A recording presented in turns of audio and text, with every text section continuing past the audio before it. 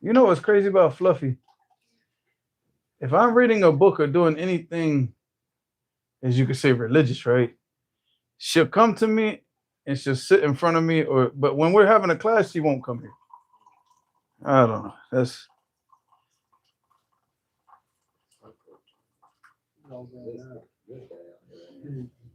He's still a baby.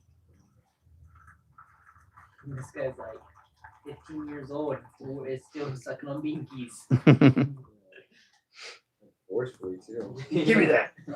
Give me that. nah, but she was already. She's the one when we went outside and said, "Who's gonna come in and eat?" She just ran up to us. She's always been like, the leader type, the stronger one. He just followed her. He's there. You go. That's the only reason why he's in the house because he followed her into the house. The other two cats now, they're the ones we kept trying to get them in the house. They didn't want to come. Now they're dead. Superman and Caveman. Now we don't know they're dead, but they're definitely prospects of them being alive is not very good right now. You're the only three left, man. Three Stooges. Now we got Dumb, Dumber, and the Dumbest. Ed, and Eddie. Huh? Ed, and Eddie. What is Ed, Ed, and Eddie's? Never heard of Ed, and Eddie? No. What? What is that? Never. Are you really? I know about Ed's Pizza. I don't know about. You know about Ed, and Eddie, right? You know about Eddie. And by the way, I was very disappointed with Ed's Pizza when we got here, man. Oh, really? Oh, me and Ed's? Is it called Me and Ed? Me and Ed's, yeah. Yeah, it wasn't my favorite. Here's me and Ed's. No, because when I asked, like, what's the best pizza here? Like, that was a. Pizza Hut. Yeah, that's what I'm saying. Like, somebody told me Me and Ed's, and when we ate that, we're like, first time we ate it, we're like, maybe we ate it the wrong Me and Ed's. Let's try a different one. And then we tried it again, like, maybe we shouldn't eat Me and Ed's anymore, Yeah, Me and Ed's is legendary. It's a Fresno. It's a Fresno restaurant. So, Pizza Hut. huh? Best pizza place. Pizza Hut. Pizza Hut and Domino's. Ah. Cam's Pizza. What you talking about here? Yeah. Cam's Pizza is the best, man. Without a doubt, Cam's Pizza is the best pizza here. It's halal. It's halal. We can eat all the meats on it. Bacon, all of it, man. So Yeah. Even aside from that, it is good pizza. it is no, it's really good. Yeah. What's good about Me and Ed's is that their crust is good, and the crust goes really good with their ranch. Mm. But like the pizza itself, whatever. I just like the crust. Yeah, it's not. Yeah. Well, I remember when we first got to America, we were in Newark, and we got because the what do you call those crackheads? What are they called? Homeland Security crackheads. They took us and they kept us so long that we missed our flight. So we had to we had to wait for like hours. So we're in the airport in Newark. I told the kids, I was like, now you guys get to experience New York pizza for the first time in your lives, right?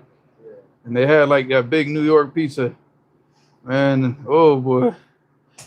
Yeah, that kids love missing that flight. I'll tell you that much. They love missing that flight. You get one slice of pizza and it's like, like takes up the whole plate. And it's just no, man. Told you ain't nobody put no pineapples on no pizza, and that's a California thing, man. That's a hippie thing. Avocado. Huh? Avocado. Oh man. Pineapple, anchovies. We gonna put salsa on the pizza too, or what, man? Make it an Indian pizza, no cheese, just sauce. We eat the Indian pizza. No, but like No, original Indian pizza. That is a real Indian pizza. Real Indian. Curry pizza, that's good, man. Like the type, not the type of pizzas Indians make, the type of pizza that Indians order. Curry pizza. Curry pizza. No. Have you had curry pizza before? Yeah. That's real butter chicken and stuff on that pizza. Yeah, no, but that's not what I mean. That's not what I mean. You had the butter chicken fries. But, Oh, you gotta try. You've never had that before? Butter chicken fries. Butter chicken fries. Johnson. Yeah, where we got some. You can order some right now, and we'll be happy to share with you, inshallah. I don't know where the closest curry pizza is, but it's not close to here. They're shutting down everything around here, man. Yeah, even like all these the restaurants are just like closing one by one, man. SubhanAllah. Cali Bros pizza. Huh? By my house. Cali Bros. Is that halal also? Or? Yeah, yeah. But they do like butter chicken, tikka masala, pizza. Oh, it's Indian. So, Yeah. They're just right by my house. all right, man, we gotta try that next, inshallah. Were they Muslim or no? I have no idea. Hmm. All right, so Bismillahir Rahmanir Rahim, walhamdulillahi rabbil alameen, wassalatu wassalamu ala rasulillahi wa ala alihi wa sahbihi ajma'in wa ba'd. So tonight, nobody's got books because, well, one person, you got the book, right? All right. Because nobody understood what I told them that we were gonna do. So this is the plan starting from the next live stream, inshallah. From the next live stream, all right, first off, the first announcement. We got announcements, right? So announcement number one, in case Ibrahim has not told you guys, we are not going to be doing a Sharia anymore for now. We're just going to finish up Al-Adab al-Mufrad by itself. And then when we get done with Al-Adab al-Mufrad, inshallah, we're going to do the 100 hadith book that I wrote. We might do that before Al-Adab al-Mufrad because we might actually do it as a separate live stream. Second one later on, inshallah. So might not wait until we finish this, but we're gonna do that next, and then we're gonna go to we're gonna come back to Sharia again, inshallah, and we're gonna do that by itself because I want to give it more attention. I don't want it just to be like a side gig, like something that we're just reading. And that book, it deserves to be the focus, But I want to go over the 100 hadiths for the correct beliefs of a Muslim first.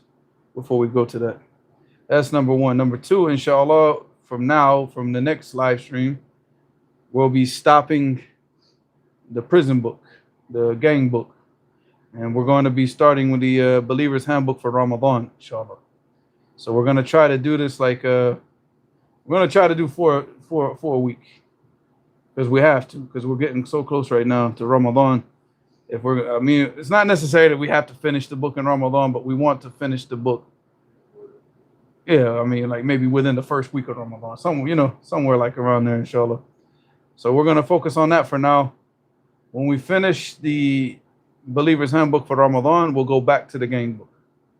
We'll go back to it, inshallah, immediately, inshallah, because we stopped on the very next chapter that we're about to do in the gang book is, allegiance to the kuffar, which is very, very important. And I want to get back to that as fast as possible. So, and we're not going to take it tonight because the only way that we could take it tonight, we could take the gang book tonight, but we have to, under the condition that we have to finish that whole entire chapter. What time do you have to go to work? Like around 9. Which is not going to happen. So, yeah. So I got my own car. Yeah, we drove separately. So he can go home. But he's going to miss it. I can watch it. Yeah, okay. Khalas. All right, we'll try to do that tonight then. So it's a long chapter though. It might take about an hour to read through it, but if we just read it, it won't take any, a couple minutes, like 15 minutes probably. But reading it, discussing it, talking about it, and yeah, probably take about an hour. So inshallah, we'll see. We'll see what happens, inshallah. Under the condition that we can finish the whole entire chapter, then we'll do it tonight. So I really want to get that chapter done. What kind of tea is this? I don't know. I didn't make it. Oh, it's that new type of tea. It's called Just Drink It. Where is this from? It's from Stop Asking Questions. Like, that country? Yeah, I remember that. I'm just asking. So I know, generally what the caffeine. And he mixed it with Just Enjoy It. So you got Just Drink It mixed with Just Enjoy It from the country. From Don't Ask And Questions. also mixed with I don't want to be up till midnight. Oh, that's why you're asking. Yeah. Okay. Well, you got the nah in it, so it's mint, and it should be. What type of tea did you do? Huh? Same as yesterday. Nafs al-Shay Zams. Yeah. Were you up last night until midnight, or? Yeah. So don't drink too much then. All right, so let's get started. Wa alaikum salam wa rahmatullahi wa barakatuh. Both of you. All right. So we're on chapter 221. Bab al-Khurq. And we talked about this word. This word came up in another hadith. Where was it? In hadith number 466. Or the Prophet sallallahu alaihi wasallam said, "La yakunu rifqu fi shayin ila zana, wa la yakunu al-khurqu fi shayin ila shana. Wa inna Allah rafiqun yuhibbu rifq." And we talked about the word al-khurq. It means al-jahl, which means ignorance. All right, ignorance. All right. So Bab al-khurq, I mean, basically what? I mean, because obviously the whole part of the rifq with people who are doing the things that they're supposed to do, and you know the types of people, those very rare individuals that have knowledge and do the things that they're supposed to do. Well, you don't need rifq with them. You don't need anything with them because they just do what they're supposed to do, right? So generally, the rifq, that lenient, that leniency, that that good treatment is generally going to be preserved for who? Do what they're supposed to do. No, people like ignorant. You need to be patient and rafiq with ignorant people. See, look how the Prophet ﷺ dealt with the Bedouins. Look at the hadith of Anas ibn Malik anhu. What did he say? He said, جاء أعرابي فبال في طائفة المسجد فزجره الناس فنهاهم النبي صلى الله عليه وسلم فلما قضى بوله أمر النبي صلى الله عليه وسلم بذنوب من ماء فأحرق عليه. This hadith is in Bukhari and Muslim. So he said, in Anas ibn Malik, he reported that the Prophet ﷺ, that a Bedouin came and he urinated in the corner of the masjid. Did he do this out of disrespect for the masjid? No, he did this out of ignorance because this is Bedouins. Bedouins, they live out in the desert with the camels, right? They're just gonna pee wherever when they come into the cities. Like you go to Sana'a, you will see people peeing in the street. You're gonna see this. You might see people doing number 2 in the streets.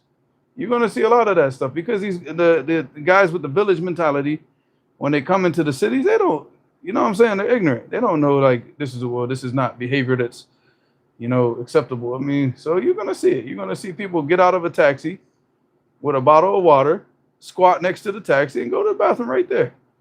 You'll see this in Sana'a regularly. I actually walked and the dude was going number 2. I was walking and I was like, why is this guy squatting right here? And then I heard the sounds. I'm like, oh wow.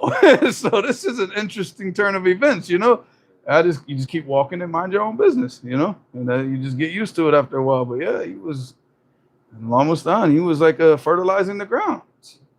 Yeah, he's giving that human fertilizer. That's what they call samad al-baladi. Samad is a fertilizer, and that's the baladi samad. It means it comes right out the humans. All right, so, but anyways, like going back to the Arabi. So he urinated in the corner of the masjid. And then the people, they got up and they got, hey man, this guy coming and they wanted to snatch him up. And but the Prophet what? Prevented them, stopped them from doing anything. So this is where the rifq comes in, and this is where the patience comes in with ignorant people. You don't need that much patience dealing with people who are not ignorant because they know what to do.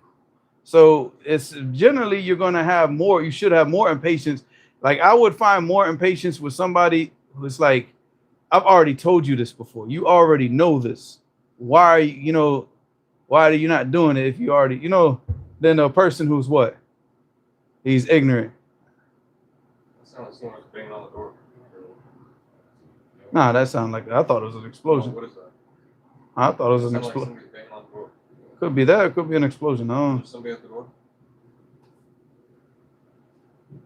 Is that close? I don't think they'd be knocking like that.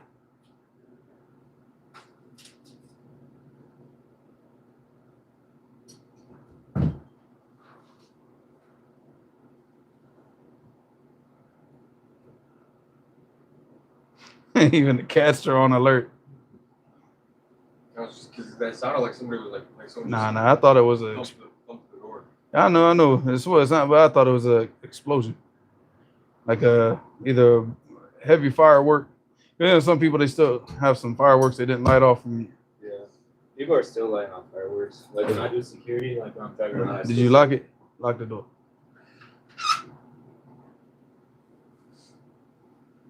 Yeah, I didn't. Cause you'll be much louder if somebody hit that door. Maybe like one of the cats ran into it. That might be what it sounded like right now. If somebody touched that door, you'd hear it. All right. So yeah, man. So this is the whole point of the ignorance. You have to have more patience and rifq and lenient treatment with people of ignorance. All right. So 475 hadith. حدثنا أبو الوليد قال حدثنا شعبة عن المقدام ابن شريح قال سمعت عائشة رضي الله عنها تقول كنت على بعير فيه صعوبة فجعلت أضربه فقال النبي صلى الله عليه وسلم عليك بالرفق فإن الرفق لا يكون في شيء إلا زانه ولا ينزع من شيء إلا شانه. And this hadith, we've taken it already. But the only difference between this narration and the other narration is the fact that she actually mentioned that she was on the animal and she was finding like very difficulty with the animal. It wasn't just moving the way that she wanted to move, and she hit it. So here she actually mentioned for darabtu. Stop. Go away. Go. Get out. Shoot. Hey man, have a rifq. Go away. Damn it. Rifq with the cats, man.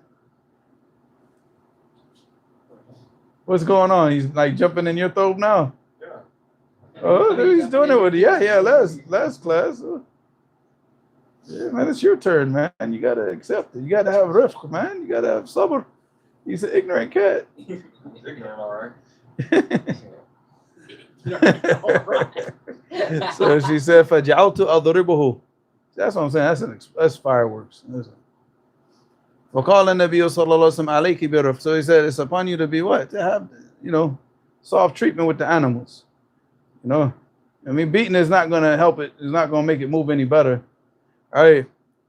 فَإِنَّ الرَّفْقَ لَا يَكُونُ فِي شَيْءٍ إِلَّا زَانَهُ, because this soft behavior and this leniency with things is not going to accompany an action except for that it beautifies the action. And it's not going to be taken away from the action and replaced with what? Harshness and whatnot, except that it what? Not beautifies the action, that it makes the action ugly, despicable. Because it doesn't, you could do the best of actions like we talked about, but if you do them in a harsh manner, you still drive the people away. You have a few people that know you very well and they say, but I believe the brother's sincere, but that's like going to be 2 or 3 people. The majority of people are going to be fleeing from you. So, you have to have good behavior accompanied with righteous actions accompanied with what? Good behavior. Good behavior. All right, so 476.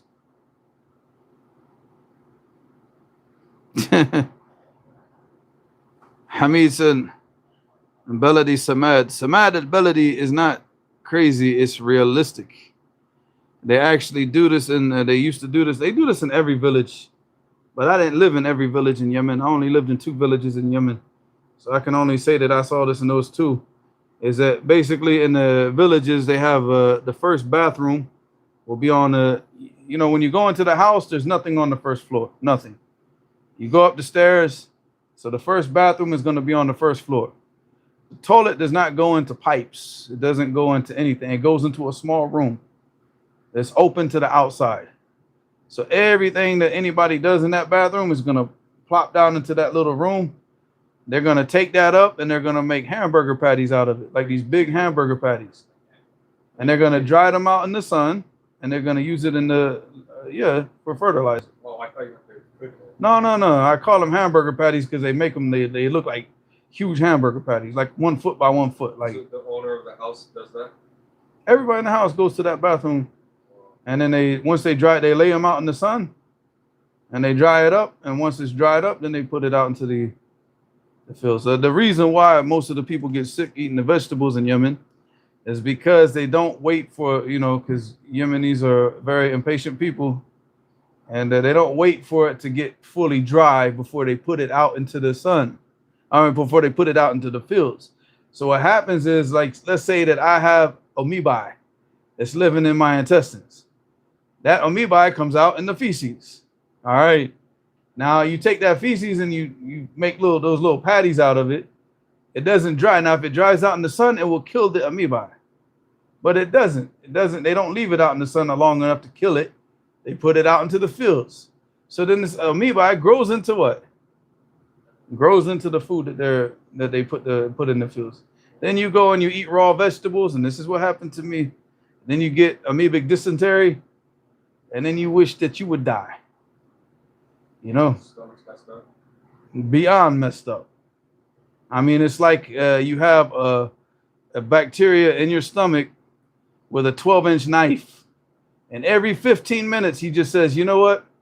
It's time. And he just slices your stomach from the inside. That's what it feels like. Mac just causes you. Just gotta And go- you scream. You gotta go to the bathroom constantly. No, you scream. You cry. And you wish that you would just die.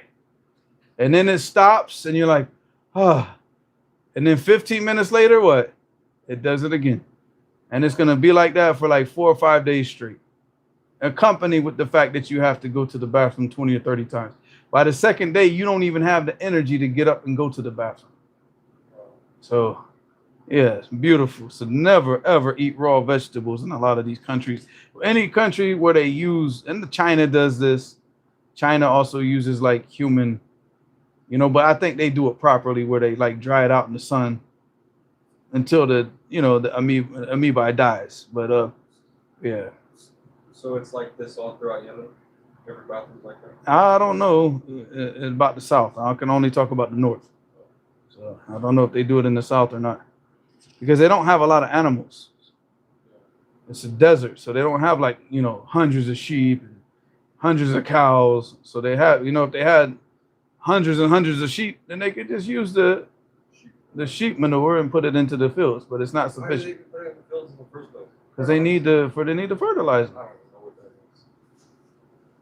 Don't farmers here use that like for like animals to use like animal feces? Yeah, Fertilizer? cow dung.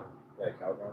They don't have that many animals in the No. north of Yemen. It's No, too. yeah, that's what I'm saying. But The don't- mountains are rocks, Akhi. You understand? There's no Yeah. grass on those mountains. Yeah, that's what I'm saying. Yeah, so Right, yeah, like that's what I'm saying. But I'm asking, do the farmers here do they use animal feces? no, they just buy the fertilizer and stuff from like Home Depot or whatever. Yeah, they buy that chemical. Most of them they use chemical type fertilizer. Oh, I see. You know, you use rabbits if you have a bunch of rabbits, but like again, how much manure are you gonna get from rabbits? You'd have to have 1,000 rabbits, Akhi, and that's only gonna pretty much be good enough for a good like small plot of land. Rabbit manure is strong, Akhi. But you can't use animal manure. Like the farmers here, they can't use that. Yeah, you use the cows, you use the cow manure. So, Yeah. like in Yemen, That's the main manure that they used to use back in the days for growing stuff. It's called black cow. Look it up on the internet. It's a black cow is a manure that the people use, but it's from cows. Cow manure. Yeah. so like in Yemen, you have the room under your house where all the waste goes to. It doesn't like, does it cause your house? If you smell it from your house? I don't know. I never lived in one of those houses. It's the village people's houses. Oh, We didn't live in those. We lived in rooms in the village. We didn't live in those houses. what about when you had your own place?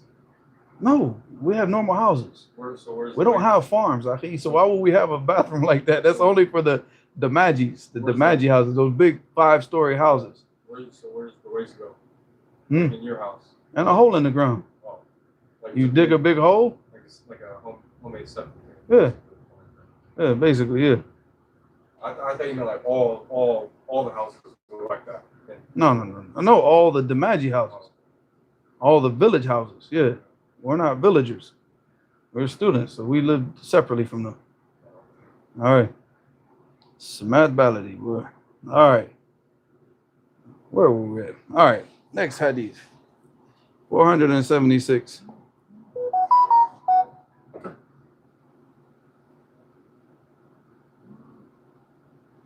All right. حدثنا صدقة أخبرنا ابن علية عن الجريري عن أبي نضرة قال رجل منا يقال له جابر بن أو جويبر. All right, so there you go. قال رجل منا يقال له جابر أو جويبر مجهول. Doesn't even know his name. So right there, مجهول. So the hadith is it's gonna be weak based off of that. What was that? It sounded like there's something big on the gate. I didn't hear it. Did you hear anything? No, I hear that. Oh, Yeah, I know there's something out there. no, that was me. No, like it sounded like it was genuine. Yeah. You guys, what are we like? Y'all been on some horror movie mode tonight or That what? was me. That was No, it sounded like a cop knock, but on a fence. Why they gonna knock on the fence? The fence is open. that was me. I was doing. Oh, Yeah, that was. oh, and he just okay. Yeah, you were interested. All right. He said, طلبت حاجة إلى عمر في خلافته فانتهيت إلى المدينة ليلا فغدوت عليه. So here Jabir al-Juwayber said, طلبت الحاجة. It means that I sought out a need that I had with Umar رضي الله عنه في خلافته during the time of his khilafah. فانتهيت إلى المدينة ليلا, and I ended up in Medina during the night. فغدوت عليه. So he waited until the morning, and then the early part of the day he left out to go find Umar. He said, وَقَدْ أُعْطِيتُ فِطْنَةً وَلِسَانًا. And he said, and I was given, like basically like as a gift from Allah, فِطْنَةً وَلِسَانًا. Fitna, it means what? Like cleverness and intelligence. It's not just a dhakat. A dhakat would just be like intelligence. Huh? Like being witty. What? Being witty. What is it? We- No, because witty for us is like not a good thing. In the South, if somebody calls you like you're witty, that means, oh, I don't know. But fitna is like you have like this intelligence, but like the clever way of using your intelligence. Because a lot of people that have intelligence, they don't know how to use it. But you actually know how to use it, and how to use it when dealing with the people. So he said, walisanan, and the ability to talk. Like he had this good. He said, I had this cleverness, intelligence, and this ability of talking, basically like how can I say this? Persuading people. He said, I'll call it mintaqan, same thing, So he basically saying that he had like this art of persuasion, right? He said, فأخذت في الدنيا فصغرتها فتركتها لا تسوى شيئا. So he said, so I began to speak about the dunya. فصغرتها, and I spoke really bad. I put it down really bad, like the life of this world. He said, I really put it down, and I left it in a manner that that what like basically like like it doesn't equate to anything. Like by the time that I got finished, you would say that the dunya doesn't equate to anything. How do they translate that part? It's presented as if it was not being worth anything. Yeah, I had abandoned it as not being worth anything.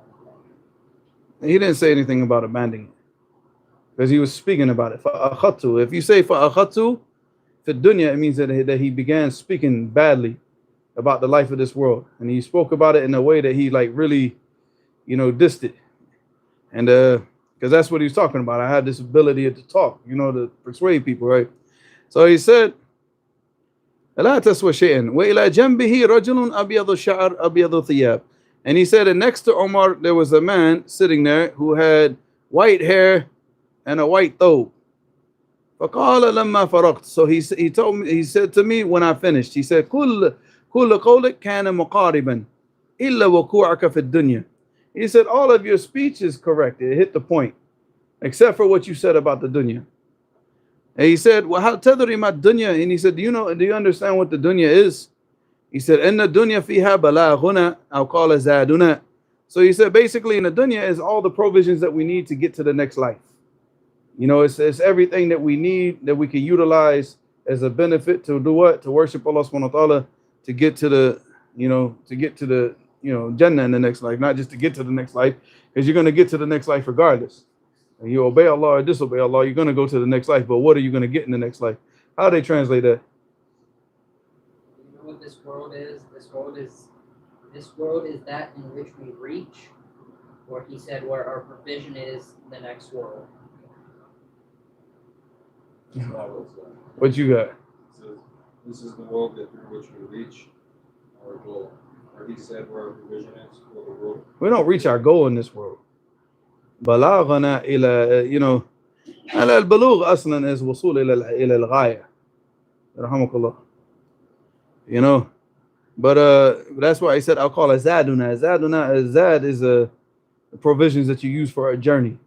as we're on a journey throughout this life until we get to the next life, and then we get to our final station. So he said, "Illa afwan." I went back a line. He said, "Illa al-akhirah." So basically, we're using everything that we have in the life of this world to get to a good station in the next life. وَفِيهَا أَعْمَالُنَا التي نجزى بها, and in the life of this world are our actions, our actions that we are judged by. You know, that we're getting the reward either for our good actions, or we get the punishment for our bad actions.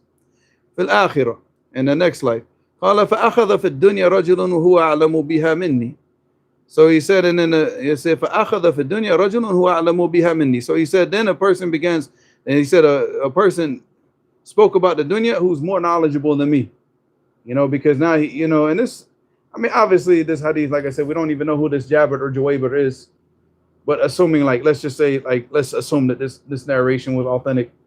It would be nice to see you see his tawadu, his humbleness, because he didn't even know who the guy was sitting next to Omar. He didn't know who he was, but when he spoke, he knew that. He said, this guy, he said, now a guy has spoken about the dunya who has more knowledge about it than me.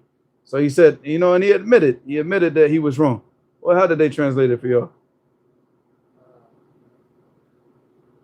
For that reason, a man who knew this world better than I do made use of it.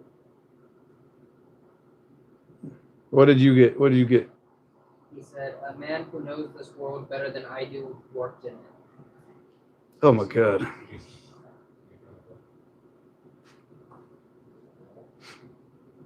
What's up? Have to lower it. You want to turn it off? Oh, because of the sound. Oh, so you can hear what's going on outside. He said, وَهُوَ أَعْلَمُ بِهَا مِنِّي فَقُلْتُ يَا أَمِيرَ الْمُؤْمِنِينَ. And then Jabir or Juwayber said, "Oh, Amir al-Mu'minin, oh, leader of the believers. مَنْ هَذَا الرَّجُلُ الَّذِي إِلَى جَنْبِكَ? Who is this man that's next to you?" قال سيد المسلمين أبي بن كعب. He said he is the Sayyid, like the leader of the Muslims, from the best of the Muslims, Ubay ibn Ka'b. So he's then he finds out who he is after he's spoken. But he heard the knowledge from him, and he recognized that this guy knows what he's talking about. I don't. So along this time. And that's the importance of sometimes he's young. And he admitted from the very beginning you could tell that he's young from the very beginning of the hadith, because he's already saying, like, what? I've been blessed with intelligence and this ability to talk and persuade people, right? And normally people who say that they have these abilities, what's the one thing that they don't know how to do? They don't know how to shut up and listen. You understand? But he did. He sat. When Ubay ibn Ka'b started speaking, he stayed quiet. And he listened, because the real wasul, the real way to get to hikmah of, like, wisdom, is to shut up and listen. Even if the person, sometimes you have to just listen to people, even if you don't think that what the person is saying has any type of benefit. But how are you going to understand what the people are thinking, what the people are going through, if you don't shut up and listen? If you shut up and listen, the only thing that you're going to be concerned about is what? Your problems. What's going on in your life. You can't be concerned about, if you were concerned about what was going on in the people's lives and the problems that they were facing, then what would you be doing? You'd be listening to them. Even if you don't think, oh, he's not going to say anything beneficial, you have to humble yourself. So sometimes you just got to stay quiet, especially if it's an older person. If an older person talks, just shut up. Shut up. Don't try to cut him off. Don't try to correct him. Don't try to say what you think that he's gonna. Oh yeah, I know the story already. Don't ever do that with an older person. You see, when Ubay ibn Ka'b, he was older. He said white hair, white thobe. So you saw him as an older guy. He stayed quiet and he let him talk. And when he talked, then he realized, wow, this man has knowledge. This man knows way more than me. Now I'm learning something from him. But he wouldn't have gotten that if he had cutting them off and trying to complete his ideas for him, like a bunch of young people today that think they know everything. You got kids that come out of high school, akhi, never left the city that they live in, but they think they have the experience to teach everybody everything in the world. Because of what? Because of the stuff that they do on social media. Akhi, until you travel the world, you don't know the world. You don't know what's going on. You can't talk about world politics and you never left America. And that's why people hate Americans. If you go around the world, you see that Americans have a bad reputation because why? We think we know it. we sit in our country and tell everybody what they should be doing in their country. And then when we go to those countries, we don't learn their language, we don't learn their culture, we don't respect their laws and rules and customs. We just say, well, you know, how many times we don't do this in America. Well, we don't do this in he go back to America. You know, and you see how patient the people of the world are with us, but we're impatient with the people of the world. Get out of here and go back to your country, you foreigner. You know, every time. So almost done, it's just like, akhi, wallahi, our behavior is despicable, akhi, as a country. And you think it's such a global power that nobody would know more about global politics than Americans. Wallahi, I'm telling you, taxi drivers in Yemen know more about global politics than America. I sat there and learned about things that were going on in America and Europe from taxi drivers in Yemen more than I learned about the news. I'm like, where do y'all get this information from?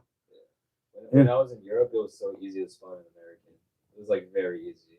Like, wow, we're the weird ones here. Yeah, it was British and Americans, but Americans are really, you know, the way that we walk, how loud we are, our mannerisms, leaning against the wall. That only we do that. and the shoes. The shoes, yeah, the shoes too. Yeah. Like, we're the only people that will spend so much money on basketball shoes. Like, you know, you go to like Europe and these other places, they'll spend money on dress shoes. They wear like dress shoes and like sneakers, like Skechers and stuff like that. Yeah, the old people wear Skechers and like Sardia and stuff like that. Yeah, that's like old people shoes. Yeah. Huh? Old people. Yeah, because I guess they're comfortable for old people. Yeah. So yeah, man, you gotta travel, man. You gotta travel. That's where you get a true understanding that, like, akhi, we live in a bubble, akhi. We live in a bubble in America. Like, I cannot look at America the same, akhi, wallahi. I cannot look at it the same no more. I'll just look at it like, wallahi, this place is so sad.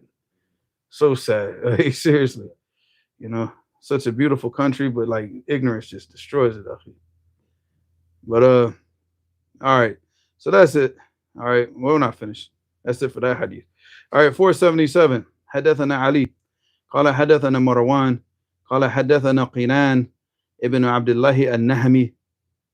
I wonder where he's from. I have to look him up after this class, inshallah. قال حدثنا عبد الرحمن ابن أوسجة عن البراء بن عازب رضي الله عنه قال قال رسول الله صلى الله عليه وسلم العشرة شر. All right, so what he's saying here in Al-Bara' ibn Azib radhiyallahu anhu, he said that the Messenger of Allah sallallahu alaihi wasallam said, Al-asharatu, it means al-batar. Al-batar was wal-istikbar, like arrogance and just being arrogant. He said shar, arrogance is evil. How did they translate it with you guys? Gratitude. What? Gratitude. Nah. Huh? Just don't have the hadith. You don't even have the It's hadith? not even in this. It goes 476, 478. They're like, we're not even going to try. Yeah, they just gave up. We're not even going to attempt this one. Al-ashara, it means al-batar. Al-batar wa istakbara. Because it comes from the verb ashira. Ashira, it means batara wa istakbara, which means to act arrogantly, to belittle people. Not just to act arrogantly, but like, you know, to look down on people, to look down like on, like, you know, you won't accept the truth because all these poor people believe it. So it must not be true because I'm rich, I'm powerful. You know, like you see like Fir'aun and, you know, all these people that you see in the past where they're like, their arrogance causes them to reject the truth and reject the people to accept the truth. So it comes from the verb ashira, yeah, asharu. All right. And that does not mean ingratitude. So, all right. Take a few questions. Hey, say, Habib, روح جيب لي المجلة الحكزان المعاذ إن شاء الله. Because there was some stuff that I was reading to him. And I said, man, inshallah, maybe if we get the chance, I'll read it tonight in the live stream. But any questions first? I guess not.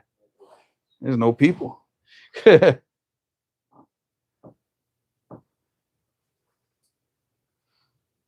He actually put the type of tea in the chat. Who put that? You did? He put English breakfast tea in the chat. So Ibrahim could read it or something. Or... No, جدارا مع الأخير المجلد الذي خارج هنا. لا أنا قلت لك أنا أتركه هكذا عشان تعرف إنه. That's some nice tea. It's cold now, but Spark Plug, drink his tea, man.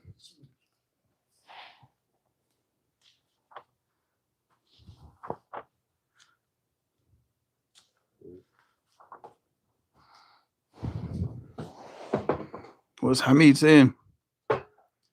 Instead, I was at the gas station. 2 guys was there getting coffee. I came in and get my coffee, so I placed my coffee there, and then I was like, "You should go first since you're older and you came before me." Those guys was like, this is rare in America. It's rare nowadays. It wasn't rare back in the days. It wasn't rare back in the 80s and the 90s. In the 80s and the 90s, if we were on a bus and you were a young kid and you didn't stand up for a woman or you didn't stand up for an older person to give them your seat, you probably get beat up. You get beat up on the bus. It's rare nowadays because people don't. I mean, right now, you got to understand, man, about look it up online. Look up the percentage of children being born out of wedlock in America right now. So you got to understand, probably 75% of the children right now in America are born as children of fornication and adultery. Yeah, come on, man. If the kid, that means the parents are just running around having a good old time. They don't care about manners. They don't care about morals. They don't care about boundaries. They don't care about anything. So what are they going to teach the children? What's the percentage of children born out of wedlock in America? According to Google AI, 40%. But it's way more than that. I'm double checking this to be sure. 40% maybe in the 90s. Did you read the book by Sheikh his experience about England? Yeah, of course. Oh yeah, 40%. Yeah. That's not true at all. No, maybe. No. Okay, here's a problem too. You have to take into account a lot of people, especially in smaller towns, if the girl gets pregnant, they marry her. Before the kid's born. Yeah, before the kid's born, which still means that the kid was born out of something that. How many kids are conceived out of wedlock? Yeah, we wouldn't know that. Huh? How would they know that? They don't keep records of that. Like my kids, Saif and Mujahid, I got married and they were born 8 months and a week or so after I got married.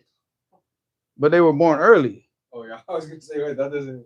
Yeah, they didn't complete the 9 months. But that's what I'm saying. If you looked at that, you say, oh, well, they were born out of wedlock. Oh, they were very much born in the wedlock. You know, and bila shak. I mean, there's no doubt in that. So, so Allah Mustaan. What does wedlock mean? Marriage. Okay. Oh, so they were born out of. Okay. So out of without marriage, like an actual marriage. Yeah, because you said they were born in wedlock. I got confused. Like, wait, what is wedlock? Never. Locked in wedding. Yeah, because children that are born with parents that are married and raised up by those two parents are not going to act stupid like that.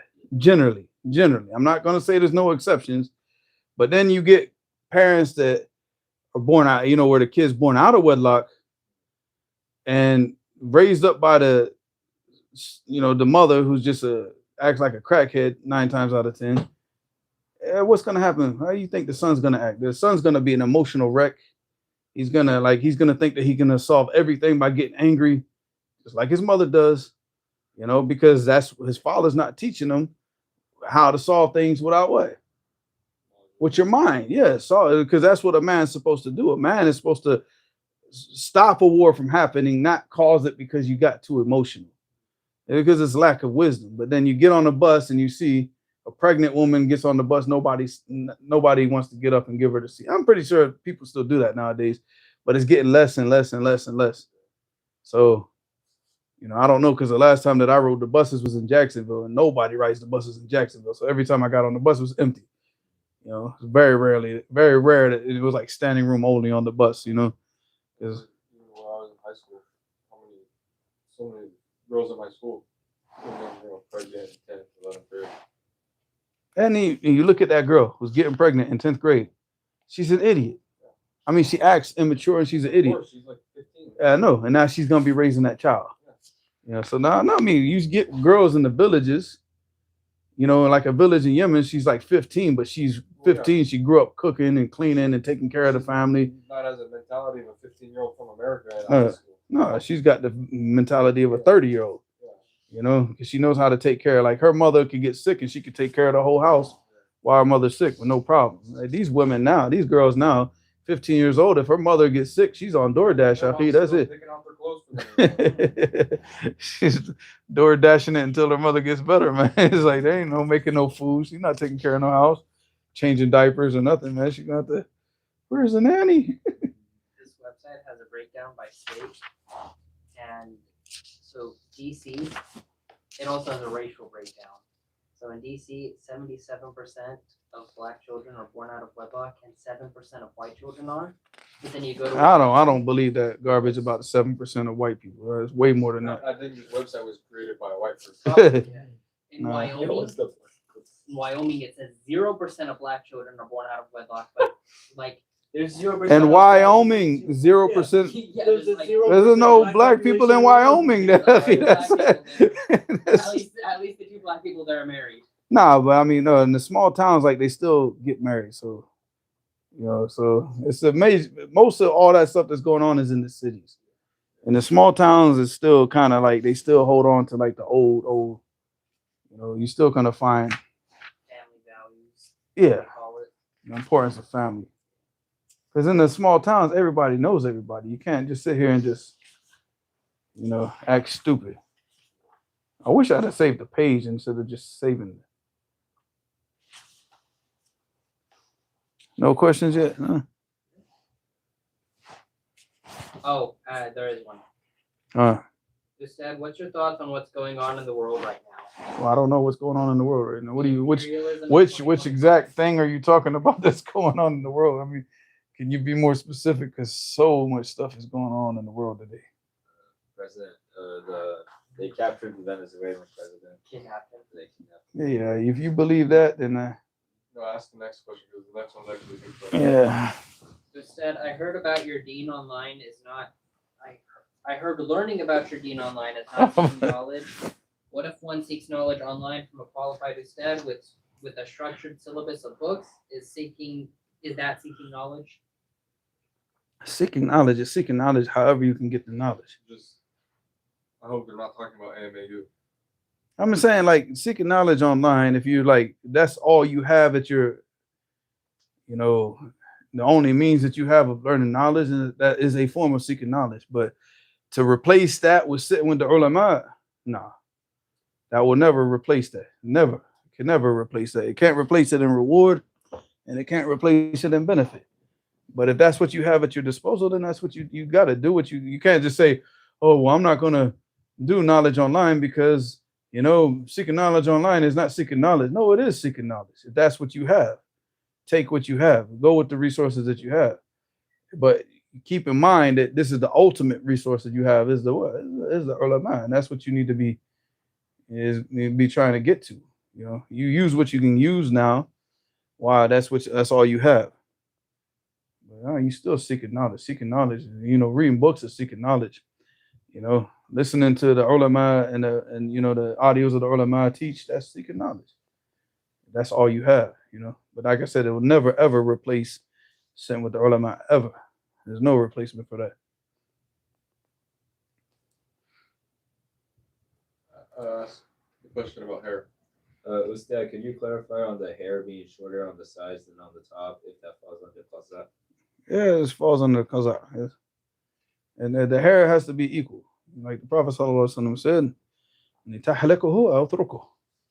know, either you cut it all off or you leave it all. But you don't, like, you know, cut one side or, you know, cut certain parts of it and leave other parts, huh? How short? Like, what if it's just like? If it's differentiated, if you can see the difference between the two, then you cutting it short here, like an Edgar is a qaza. The Edgar haircut, that's a bilasha qaza. Mohawk is a qaza. But even like fading it, where it's like real low here, and then it kind of fades into like more hair here, it's still qaza because you're lowering one part. No, just cut it all, or leave it all. What about the neck here? Like the hair, like those hairs that grow on the neck, like right here. You know, would that if you shave that, would that fall under qasar? No, because that's not a part of the actual hair. Hair goes from the front part of the hairline to the back part of the nape of the neck. Stop, go away. Damn it. Yeah. Shoot. That's it. Get Shaolin, man. Take this damn field line. Plus for my work at my construction site, I gotta wear that safety vest they got with the bright green stripes, but the rest of the vest is dark gray. The inside is dark gray too. What do I do? I mean, like dark, not dark gray. What's the problem? Huh? Oh, I mean dark red, not dark gray. It's orange, ain't it?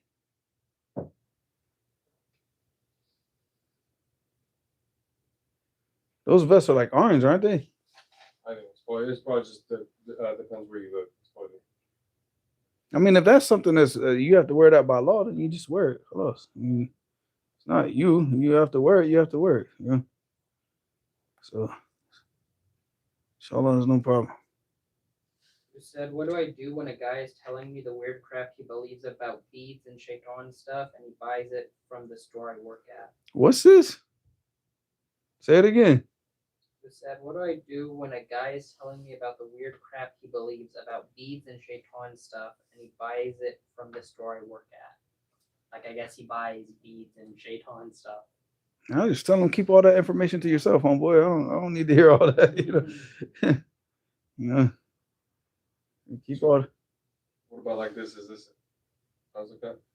What did you say? Allah, because the hair is still kind of short on top, but it's still better to leave it.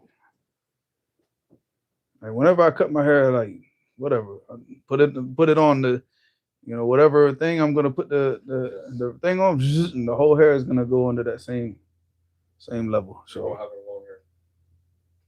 keep it all on. That's it. Leave it. That's what he said. Either cut it all off or leave it. So, but I mean, don't keep it so long where you can't, you know, upkeep it, or where you start looking like a terrorist or something. How long is that? Huh? How long is that? Go look online and see what terrorists look like, and stop trying to look like them. You know, because if that's like you see like how they look, we should avoid trying to looking like them. I mean, like right now, that's what they do. They keep their hair long. So for us, it's better to keep our hair shorter. Huh? What? Oh, yeah, finished? Oh, it started like shaking. Yeah. Anything else? Where's the hair? Why is it photoshopped in?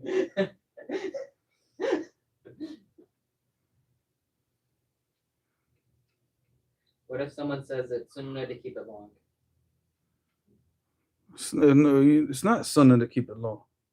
Who said it was sunnah to keep it long? If it was sunnah to keep it long, then all of the Sahaba would have grown their hair out long. Like if the Prophet sallallahu alaihi wasallam, when his hair was long, why didn't they all grow their hair long? And after his death, why did they grow his hair there long? No, that was he just kept his. He was sometimes he would have the hair long and he would cut it off. You know, so that was the sunnah as far as his hair being long to say that it's sunnah. If you're saying that it's sunnah for your hair being long, that means you're gonna get reward for it. You know, you're gonna get rewarded for growing your hair long. No. That's just, I mean, that goes back. You look at the customs of the people in this. I mean, he wore his hair the way the people in this time wore their hair. You know. So if there was anything specific about the way that he wore his hair, the Sahaba would have been the first people to talk about it, and they would have been the first people to do exactly what the Prophet sallallahu alaihi wasallam did as far as how his hair was. So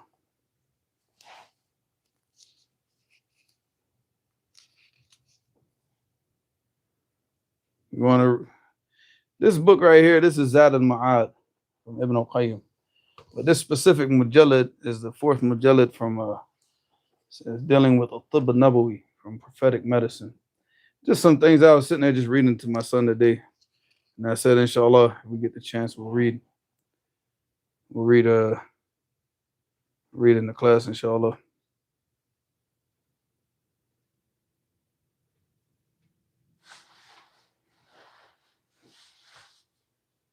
So he said, I'm just reading randomly. So this is the fossil. This is towards the end of the Tibb Nabawi, because he's giving advice. Because what I was looking for, I was trying to tell him about some advice that Imam Shafi'i, because I heard this guy was talking about like the Japanese. They talk about like, you know, looking at green, and you should look at green because it brings you like you know, calms you down and relaxes you. I said, man, Imam Shafi'i said that way before the Japanese ever thought about it.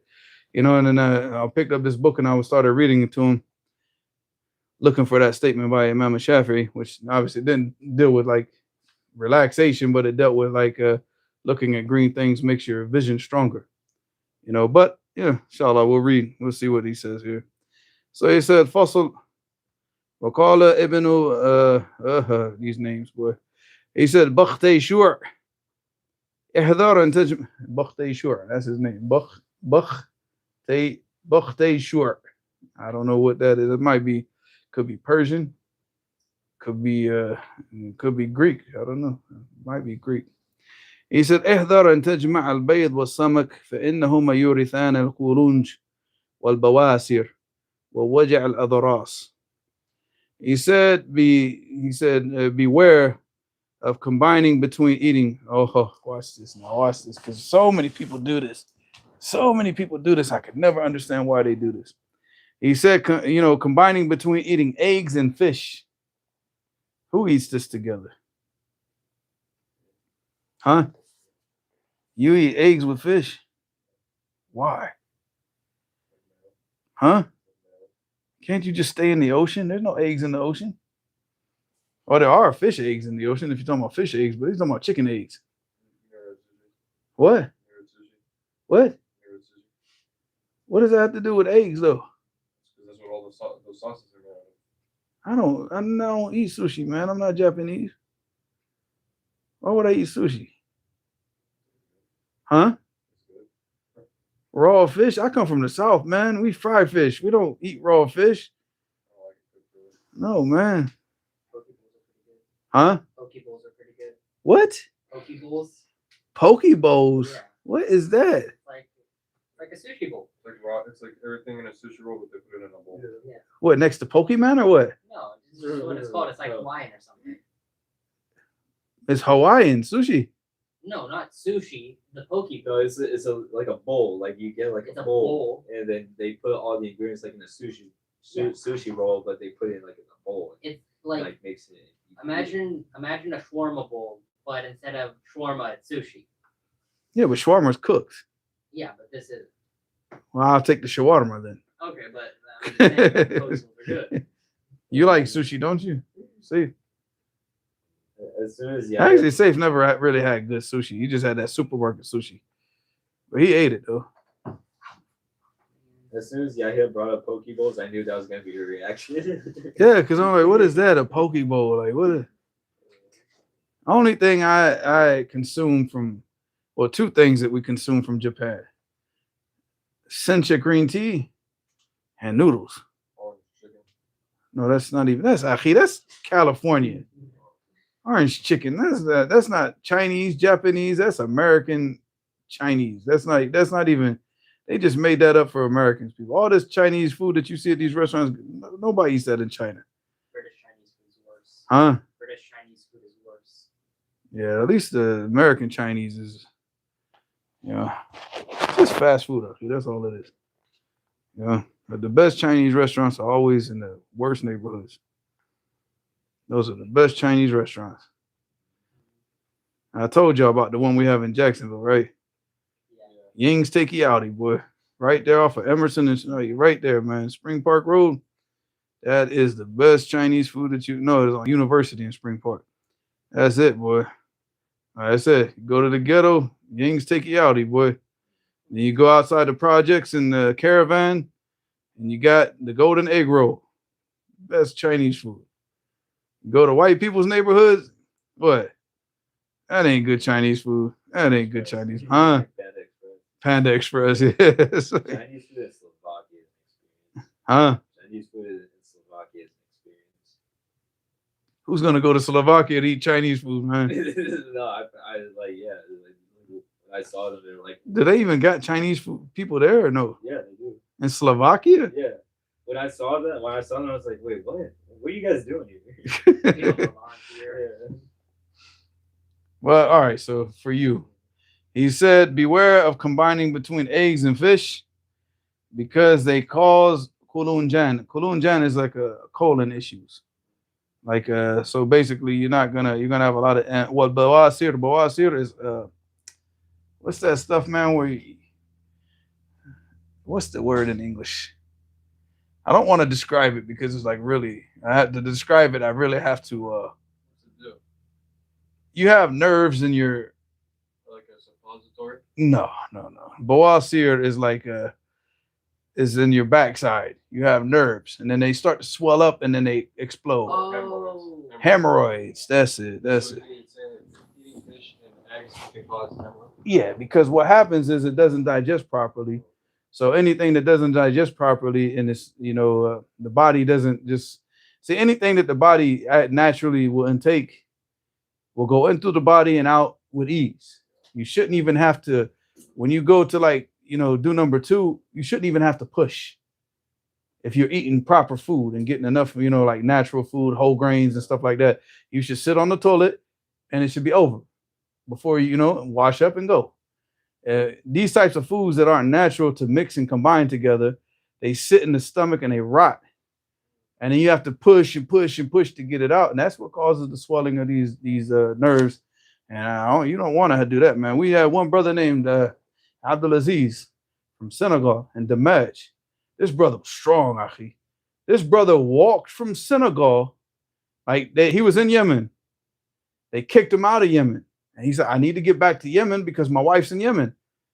And he literally walked and hitchhiked all the way from Senegal to the east coast of Africa, caught a boat from I think Somalia, and went across until either Somalia or Djibouti. I don't know exactly where he caught the boat at.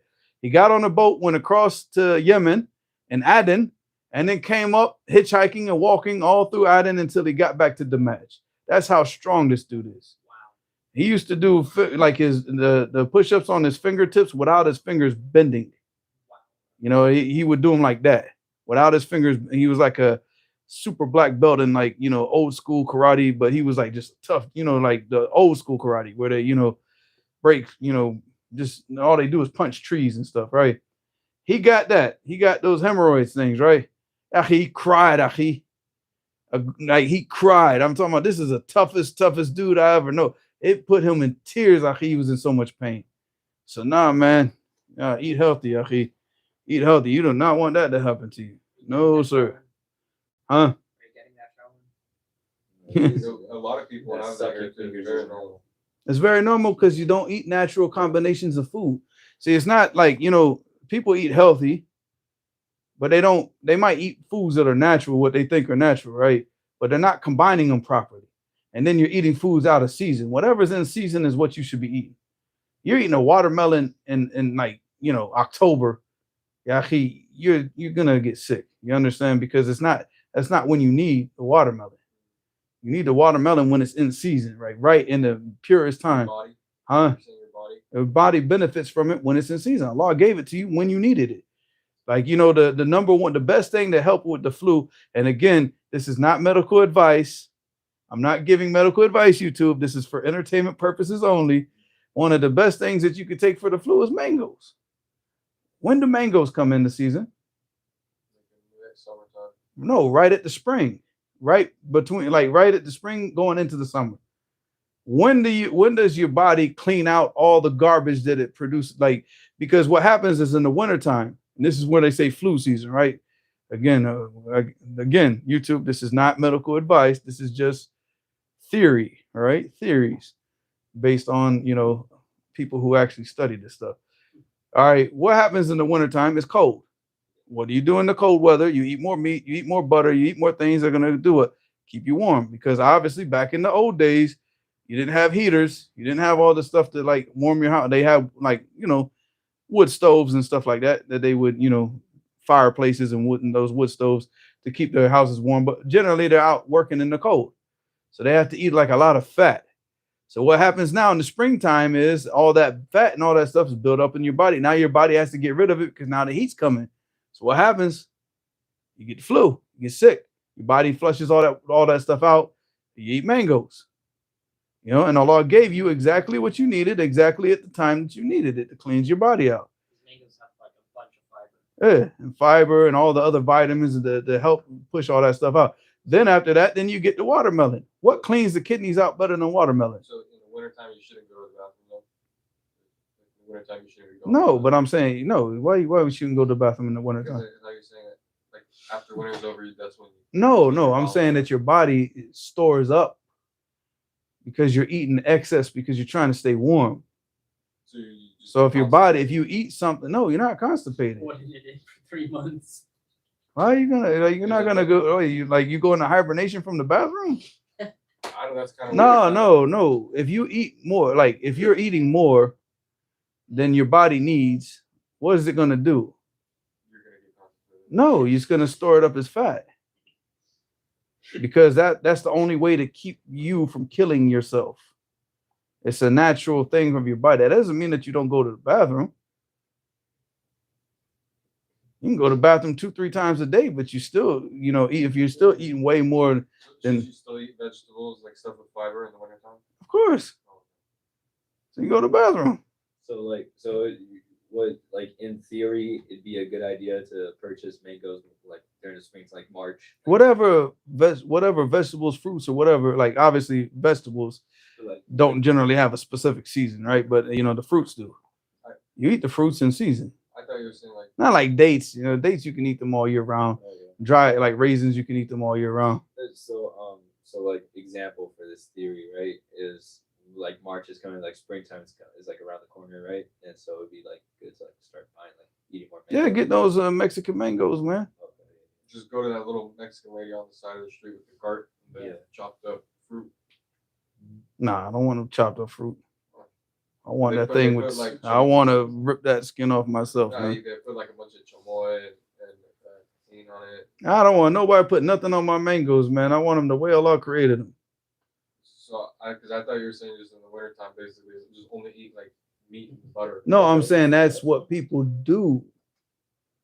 That's you don't like, if you're gonna eat meat, you would eat meat more in the wintertime than you do in the summertime.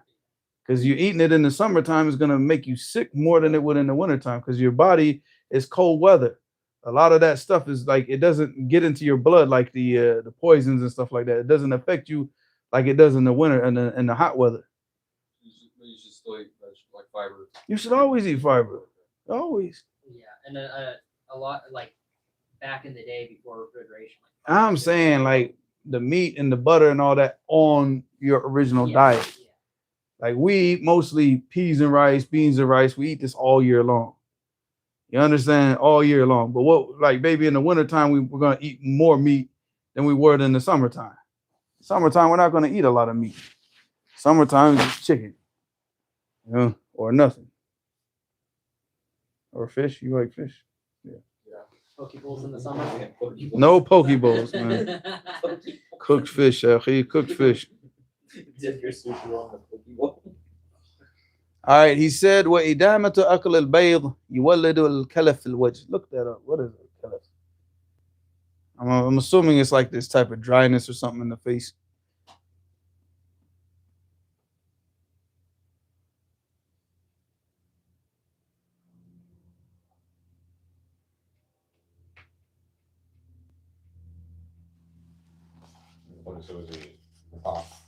What?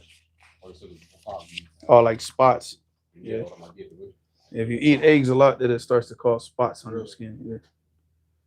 Now, that makes sense. Look at like Americans eat eggs more than anybody. They get all those what they call liver spots all over their faces. Yeah. Wow. Maybe, who knows? I mean, like I said, this is just for entertainment purposes only. All right. He said, "Wasaya li abqirat." Abqirat is Hippocrates. Because the Arabs had access to all these books and they translated them into Arabic, and all these Greek texts. Like right now, they don't even have anything that they have in Greek or in English from the Greek philosophers now was translated from Arabic. The Arabs actually preserved it, which is good for the medicinal stuff, but not good for the philosophy. So this is based on medicine. So he said, "Wasaya li abqirat." So Hippocrates, like his advice, his parting advice to the Hippocrates is a no. Hippocrates is the Greek father of medicine. Like even every doctor today, when they become a doctor, they have to take this Hippocratic oath or whatever they call it. He's the founder of medicine. No, I mean he's probably one of the oldest people as far as it has something actually written. Hippocrates. That's his name. Yes. So he said, "قال أبقرات Hippocrates الإقلال من الضار خير من الإكثار من النافع." Very good advice. He said, reducing the amount of stuff that you eat that's bad for you is better than eating a lot of what's good for you. All right. Reducing the amount of food that you eat that's bad for you. So, like, let's say that you're eating bad food, but you reduce the amount that you eat. It's better than you eating a lot of what is what? Good. Like, oh, this is healthy. I'm going to go ahead and eat until I'm full. No, it's better for you to actually eat less of what's bad than it is to eat little of what is good for you, or more a lot of what's good for you. Huh? No, Abqirat said this. How big should like our meal portions be? When we have a meal, like how big should it be? Like the Prophet Sallallahu Alaihi Wasallam said, thuluth. Oh, you fill up 1/3 of your stomach for food, 1/3 for water, 1/3 for air. Yeah. So, any advice to people who struggle with doing that? Everybody in America struggles with doing that because it's kind of hard to like think about eating 1/3 of food and everywhere that as soon as you step out your house. I mean, I don't really have that problem where I live at because they're closing all the restaurants down. But if you're living like, Shaw, and you got all like restaurant to your left, restaurant to your right, restaurant to your left, supermarket to your right, supermarket to your left, Walmart to your left. And it's like, come on, man. Like, what are you going to be thinking about all day long? Eating, that's it. So Allah Mustaan, yeah. He's gonna get to that right now. So this is his advice, right? Then he said, وَقَالَ اسْتَدِيمُوا الصِّحَّةَ بِتَرْكِ التَّكَاسُلِ عَنِ التَّعَبِ وَبِتَرْكِ الْإِمْتِلَاءِ مِنَ الطَّعَامِ وَالشَّرَابِ. He said, اسْتَدِيمُوا الصِّحَّةَ. So he said, protect, like keep your health forever, like basically flourishing forever. Like obviously not forever, but I mean as long as you live, right? By which bitaraki al-takasul, by leaving off being lazy, just like lounging around and doing nothing. He said at-takasul an ta'ab. Because some people they want to like they say that, oh, I'm conserving my energy, and he's just being lazy basically. He said no. He said, work, do what you got to do. That's what builds that's what strengthens your body. At-takasul breaks your body down. Being lazy and just lying around, lounging around, resting. He said, nah, he said, work, you get tired. He said, well, bitarakil imtila' min at-ta'am. And he said, and not filling your stomach up with food, with sharab, and with drink. Just basically using what you need. Using what you need. And you see that. I mean, even like the people, and that's why, Shaykh al-Albani, rahimahullah, when he was asked about using the fork and the spoon, he said the fork and the spoon today is closer to the sunnah than how the people eat with their hands today. Because he said that the Prophet ﷺ used to eat with these 3 fingers. That's it. So he will pick up the food with these 3 fingers only. But the way that the people eat today, they pick up a baseball and they crush it up in their hands. I learned how to eat like this from the Somalis, man. The Somalis, they take a big handful, they ball it up in their hands until it's like a ball and throw it. He said, like eating today is eating with a fork and a spoon is actually closer to the way that the Prophet ﷺ ate than eating like that. Yeah, because he used to eat little. He used to eat little. I know it's really, that's what he does. He takes a handful of food and he balls it up and he plays with it and he eats it. Because he's like, well, this is how the Bedouins used to eat. That's how they still eat. That's how they still. You got a question or something? No, I was just. Oh, what is that? The 3 fingers. Oh, okay. I thought you were like. Oh, yeah. Like, oh, this is like a new finger dance or something like that. Okay. All right. So he said, "Wasaya lil Harith ibn Kalda wa ghayri." This is the person that they refer to as the the doctor of the Arabs. He said, وَقَالَ بَعْضُ الْحُكَمَاء, and he said, some of the wise people have said, مَنْ أَرَادَ الصِّحَّةَ فَلْيَجَوِّدَ الْغِذَاءَ وَلْيَأْكُلَ عَلَى النَّقَاء وَلْيَشْرَبَ عَلى الظَّمَأ وليقلل من شرب الماء ويتمدد بعد الغداء ويتمشى بعد العشاء ولا ينام حتى يعرض نفسه على الخلاء وليحذر دخول الحمام عقيب الامتلاء ومرة في الصيف خير من عشر في الشتاء وأكل القدير اليابس بالليل معين على الفناء ومجامعة العجائز تحرم الأعمار الأحياء وتسقم الأبدان الأصحاء ويروى هذا عن علي رضي الله عنه ولا يصح عنه وإنما بعضه من كلام الحارث بن كدة طبيب العرب وكلام غيره. All right, so this is like he narrated this. He said, whoever wants health, فليجود الغذاء, then let him pick the what, like the best foods, like the best quality foods, instead of like eating a lot, but just choose the fewest foods with the most nutrition, all right. وَلْيَأْكُلْ عَلَى النَّقَاء, and like when he eats, he should eat on an empty stomach. Like he shouldn't like putting food on top of food. وَلْيَشْرَبَ عَلَى الظَّمَأ, and he should only drink when he's thirsty, like not just drinking just because of what, yeah, just or whatever, maybe you're just drinking juice because you just have whatever, you just want to drink. No, Al-Harith ibn Kalda. So he said, وَلْيُقَلِّلْ مِنْ شُرْبِ الْمَاءِ, and he should reduce the amount of water that he drinks. You drink what you need. وَيَتَمَدَّدْ بَعْدَ الْغَدَاءِ, and he should stretch out after he eats lunch. And the tamaddad can also mean to like lie down, like stretch yourself out and lie down, because they did say, like if you eat lunch, and they only ate 2 times a day, al-ghada wal-asha. That's it. So al-ghada doesn't necessarily mean lunch. All right, so they used to eat twice a day. All this 3 times a day garbage came from the kuffar. He said, وَيَتَمَشَّى بَعْدَ الْعَشَاء, and he should walk after he's asha. After he eats dinner, he should go out and walk a little bit to start burning the food off and start to help with the digestion, because that way, when he goes to sleep light. He doesn't go to sleep with like food all in his stuff. Fluffy! Yeah. Come on. So it's true how walking will help like digest the food. Yeah. After dinner. وَلَا يَنَامْ حَتَّى يَعْرِضَ نَفْسَهُ عَلَى الْخَلَاءِ, and he shouldn't go to sleep until he is gone to the bathroom. Like gotten something out of him. Really? Yeah. وَلْيَحْذَرْ دُخُولَ الْحَمَّامِ عَقِيبَ الْامْتِلَاءِ. Al-hammam here doesn't mean a bathroom. It means the hammam al-bukhar, like a sauna or steam room, that you shouldn't go in there on a full stomach. Like you should go into a steam room or like a sauna on an empty stomach, because they do that to clean out the poisons, to sweat out all the poisons. He said, وَمَرَّةٍ فِي الصَّيْفِ خَيْرٌ مِنْ عَشْرٍ فِي الشِّتَاءِ.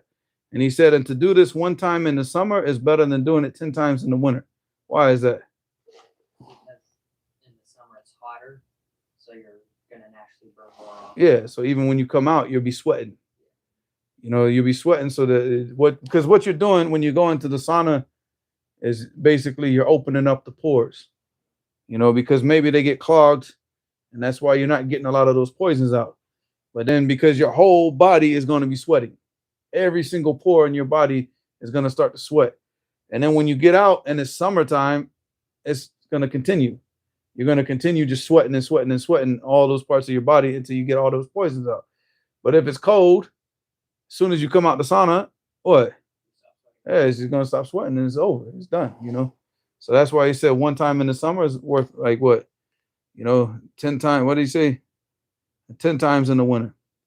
He said, وَأَكْلُ الْقَدِيرَ الْيَابِسِ بِاللَّيْلِ مُعِينٌ عَلَى الْفَنَاءِ. I said, you got to listen to this, because we do this. We were doing this a lot, then we stopped. Eating jerky, like dried meat, because al-qadid is like what we have, like beef jerky, right? Because that's what the Arabs do, because they didn't have refrigerators. So if they slaughtered a big animal or any type of animal and they didn't use up all the meat, they would, hang it out in the sun and dry it out. And they make qadid. So they would make jerky out of it.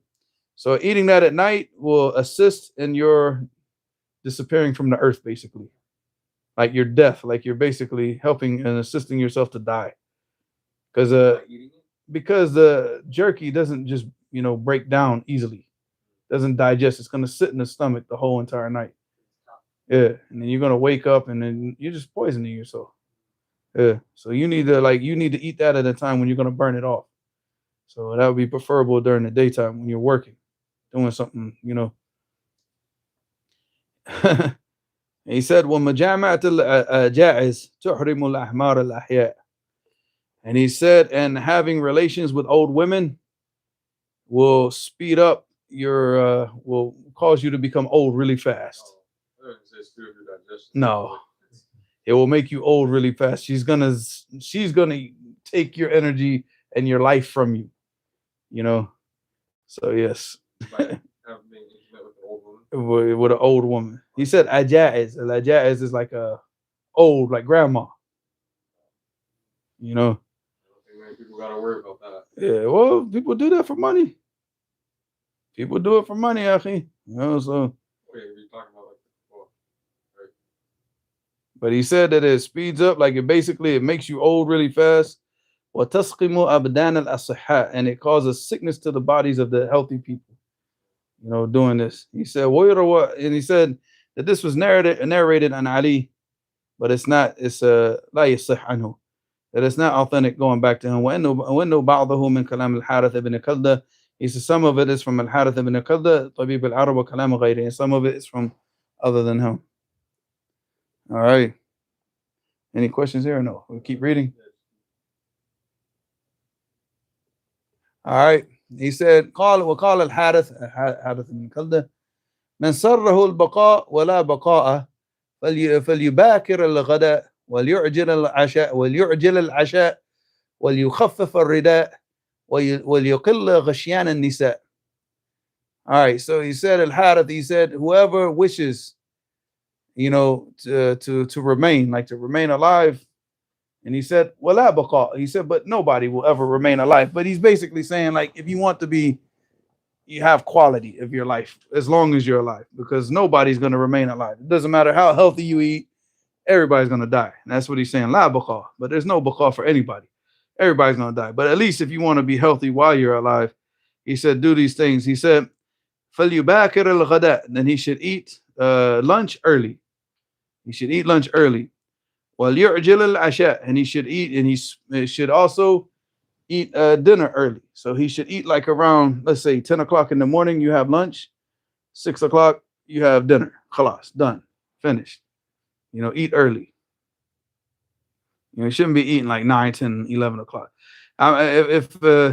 What I used to always ask the students back when I used to teach before was like, if I had a student that I just felt like, had that loser mentality, I'd always ask them one question. What time do you eat dinner?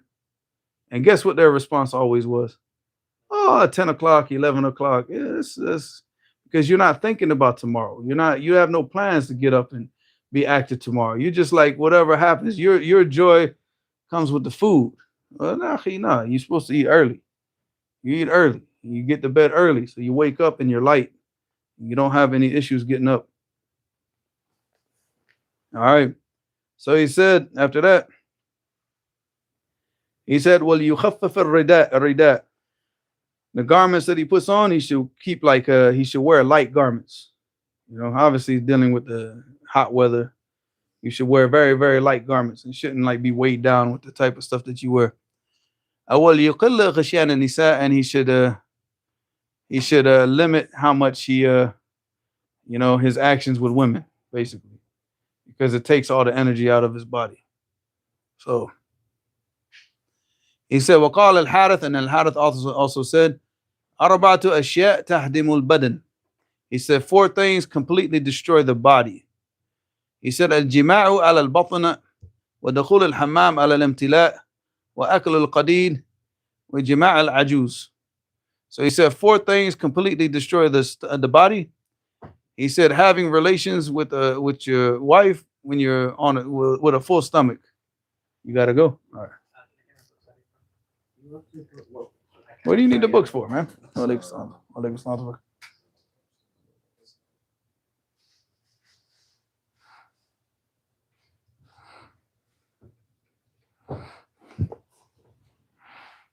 Did you get your fancy famous? I don't think there's a. Is there a van store in Vegas? Probably not. All right, we'll continue, man. Cool. All right, he said those fourth. He said having those relations with your family on a full stomach. He said with dukhul al-hamami ala al-imtila, and going to like the sauna on a full stomach. He said wa akal al-qadir, and he said eating a lot of jerky, like meat, like I don't want to say like jerk meat because that's like Jamaican food. That's actually very healthy. It is? Yeah. What, jerk chicken? Yeah. Oh yeah, man, that's good for you. That make you happy. That's the type of food that makes you happy. I don't like it. What? You ain't have it. You probably never had it properly. Yeah, I got it from Whole Foods. Oh nah, hey, come on, that ain't no, man. No. You have to go to Jamaican restaurants where the cashier has a pistol next to the cash register. That's the Jamaican food that you want. It's a little hole in the wall, someplace that if you looked at it, you didn't know what it was, you would never eat there. But you talking about Whole Foods? Oh no, man. No. That's crazy, Akhi. And he said having relations with old women, like he mentioned before. And he said, وَلَمَّا احْتُضِرَ الْحَارِثُ اجْتَمَعَ إِلَيْهِ النَّاسِ فقالوا مرنا بأمر ننتهي إليه من بعدك. He said, command us with some, he said, and if you say like al-ihtidar, it means that death has come to him. The time of his death has come, so the people were with him, and he said, when they knew that his time was quickly approaching, and he said, command us with something that we can take with us after your death, So he said, فَقَالَ لَا تَتَزَوَّجُوا مِنَ النِّسَاءِ إِلَّا الشَّابَةِ. He said, don't marry from the women except for the younger women. وَلَا تَأْكُلُوا مِنَ الْفَاكِهَةِ إِلَّا فِي أَوَانِ نُضُجِهَا. And he said, and don't eat from the fruits except for that which has fully ripe. Like don't eat like half an orange that's like orange and green and no, it's fully ripe. And basically in America you don't eat fully ripe fruits because they have chemicals that they spray on them to ripen them, but it's not ripened naturally. So it's Allah musta'an. He said, وَلَا يَتَعَلَّجَنَّ أَحَدُكُم مَّنْ احْتَمَلَ بَدَنَهُ الدَّاءَ. And he said that none of you, this is very important, very good advice. He said that none of you should ever take medicine if you know that your body can handle the sickness. Important. If you know that your body can handle it, let your body try to fight off the sickness first. If the sickness is too strong, take the medicine. But don't take medicine and you know that your body, because you're weakening your body, your body gets stronger by what? Fighting the sickness. So if you know that your body can handle it, then don't take medicine. Yeah. Like a dependency on the medicine. You keep taking it. Yeah, I mean anything. So medicine here is referred like what about like natural? he said, yeah, la yata'alla jannah. Don't treat any type of treatment. Any treatment, whether it's cupping, whether it's acupuncture, whether it's whatever.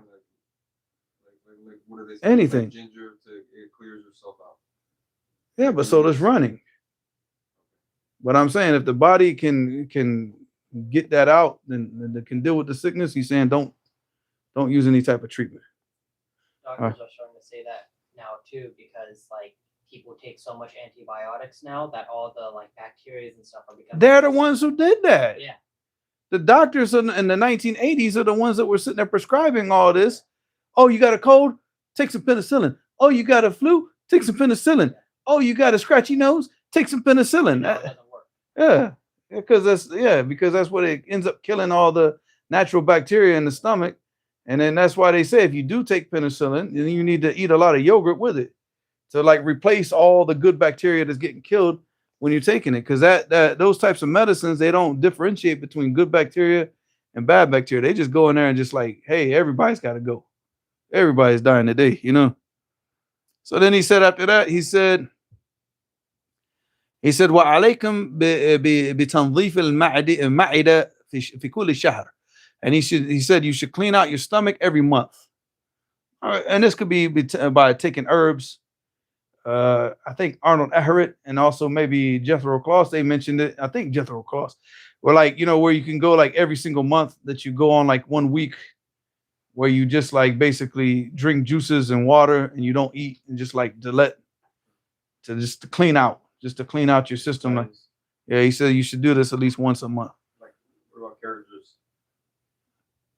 Carrot juice is not good in large amounts. It's too concentrated. If you drink too much of it, your skin starts to actually turn orange, starts to turn yellow, because there's too much beta carotene in there. You know. Or you just, you know what I'm saying? I just do like. I mean, I used to juice a lot of orange, like carrot juice. I used to drink it all the time, but then I started thinking about it. Like, subhanAllah, look how wasteful we are. Because number one, how much are you throwing? Like all the fiber and all the other stuff from the skin, it gets shredded and thrown into the garbage. Where are you going to use that? Where does it go? You just end up throwing out most of the carrots. So I stopped. We have a juicer right now. We never use it. We never use it anymore. Well, I was doing it before Asa got sick, but then I stopped. Huh? Further. We'll talk about it after the. Yeah, I'll start. We'll do an auction. You want the juicer? Come on, man. We'll start at $1 and start auctioning it. Who's gonna $2, $2. And a baby. I don't have a job. Oh yeah, that's right. Now I'll pay safe to bid to get the price up higher, you know? Isn't that haram? Yeah, of course it's haram. It's in what hadith? Wala tanajishu. That's a tanajush. The hadith of Abi Hurairah. Oh, you guys, man. If I was like Sheikh Muqbil, I would probably have beaten you guys with my stick. But I don't have a stick, like a walking stick. I would just go and just start beating you guys. Every time I ask you guys something that I've asked you 3 or 4 times, and you say I don't know, I would just hit you with the stick. Like the Sheikh used to get up off the chair sometimes when somebody was acting stupid and just beat him with a stick. You know? So Allah Mustaan. We gotta follow our ulama, man. All right, get me a walking stick. Go out there. You've been making spears out of trees. Make me a walking stick to beat people with. All right. All right. So he said after this, he said, فَإِنَّهَا مُذِيبَةٌ لِلْبَلْغَمِ. That's basically what it does by cleaning out the stomach every month, that it breaks up and expels all the excess mucus from the body. You see how smart, I mean, look, this book was written over 700 years ago. And if a doctor today would say like, oh, wow, yeah, that's so true. You know, I mean, come on, Akhi, they already knew all this stuff. So they already knew back in those days that all that excess mucus is what causes the what? The sicknesses. And where does the excess mucus come from? From the intestines, from the food, you know, because you're eating and it has to break down, but you're eating too much or you're eating foods that your body can't use. A lot of milk, a lot of wheat, and all these foods, because these are the foods that produce the most mucus in the body. So what happens now when you can't get it out, you know, through your pores, like you sweat it out or you urinate it out or you defecate it out. But what happens when you overwhelm the body with this mucus? What happens now? You get the flu, and now you're coughing and blowing your nose, and you know, because the mucus has to come out, and you've overburdened the body with it. You know, because it's not, you know, it's clogging up the pores. It's causing you to become constipated. So now the whole thing is getting all that excess mucus out. You know, and that's the main thing, according to entertainment purposes, that inshallah will protect the person's health. And Allah knows best. Getting mucus out.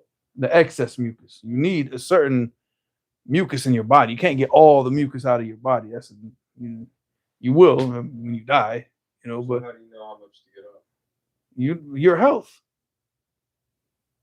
Excess mucus, your blood's not flowing properly. You're not healthy. You don't feel energetic. You have to drink 10 cups of coffee just to get anything done. You got too much mucus in your body. So he said, muhlikatun lil mar'ati. What do you say? No. What is it? I don't even know what that says. Muhlikatun lil murra. I don't know. I need to look that up. Huh? I thought he was talking about the murra. at first, but no, that's not what he's saying. What you say?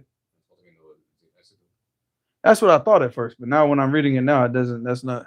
I need to look at because that has to do with something else that's in the body. And then he said munbitatun lillahm, that it causes you to increase the amount of meat that you get on your bones. You know, because that's by cleaning out the stomach once a month. He said, وَإِذَا تَغَدَّى أَحَدُكُمْ, and if a person from amongst you eats lunch, فَلْيَنَامْ عَلَى إِثْرِ غَدَائِهِ سَاعَةً, then he can sleep for like 1 hour after he eats lunch. Because you're eating lunch, by the time you finish eating lunch, you're generally going to take that nap at the hottest part of the day. So the Arabs, they have what they call a qaylula, what the Mexicans or the Spanish-speaking people refer to as a siesta. All right, but the qaylula is taken at the hottest part of the day, not after dhuhr, before dhuhr. It's taken before dhuhr, at the hottest part of the day. So if you're sleeping at the hottest part of the day, it's easy because you're not going to go into like a very deep sleep, and your body's still functioning. So it doesn't affect the digestion. But he said, فَلْيَنَامْ عَلَى إِثْرِ غَدَائِهِ سَاعَةً, up to 1 hour, but not more than that. He said, وَإِذَا تَعَشَّى فَلْيَمْشِي 40 خطوة. And if he eats dinner, then he should walk at least 40 steps, before he lies down. All right, y'all want some more or no? Huh? There are a couple questions. Huh? First one is, before marriage, they used to be in seclusion but stopped and made Toba. Is there any hope for better? What's that again? Before marriage, if they used to be in seclusion but stopped and made Toba, is there any hope for barakah to be put in the marriage? There's always hope with barakah if the person makes tawbah. But I don't know what they mean by they used to be in seclusion. What does that mean, seclusion? Like, Boyfriend, girlfriend, they used to be alone together or what? I mean, if you make tawbah, then that's where you get the barakah, inshallah. Said, does refraining from medicine when the body has the capacity to stave off the disease, does this also include so-called preventative measures with herbal and other types of medicines? No, it means so the natural inclination of the body when you get sick is to do what? Lose any type of appetite for food and drink. So the first thing that you always do when you get sick is stop eating. Well, even a dog knows this. If a dog gets sick, what's the first thing how do you know that the dog is sick? Stops eating. He goes and rests until he gets better. That's how the dog knows how to treat any type of sickness. He stops eating and he'll go and he'll start sleeping a lot. And then he might get up and drink some water, but that's it. And it'll remain like that until he either dies or gets better. And you'll know that he gets better because he's going to come in and start eating. So, I mean, the dog is smarter with medicine than most of the doctors today. The dog, we can learn more from a dog than we can learn from Dr. Fulan. Because what do? You go to a hospital, they just feed you. And the worst garbage food, even in the hospitals. So, yeah, that's مجاهد. ممكن تدخل الملابس الذي في الغسالة إلى النشافة من فضلك. هو مش ملابس، هو البطانيات. All right, so here we say وقال بعض الملوك لطبيبه. So some of the kings, they said to their doctor, because in the old days, the kings, they used to have their own little, if there was anybody that was really known for natural medicine, they would bring them and they become like their private doctor, Yeah, private physician. There you go. He said, لَعَلَّكَ لَا تَبْقَى لِي. Said, it seems that you might not stay with me. فَصِفْ لِي صِفَةً آخُذُهَا عَنْكَ.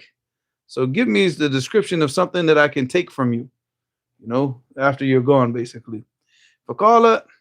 So the doctor said, لَا تَنْكِحْ إِلَّا شَابَةً. Don't have relations marital relations except for with a young female. And now it's not talking about a child. It means like a younger, a woman after she's reached puberty. She's reached the age of marriage, but she's not 55 years old. And that's no disrespect to the 55-year-old sisters, but it's just, yeah. What if, let's say, the man is like let's say he's like 70 or something? Is it now? Okay, you got 70-year-old dudes in Yemen married 20-year-old, 18-year-old girls in Yemen. So I mean, I don't really agree with that too much.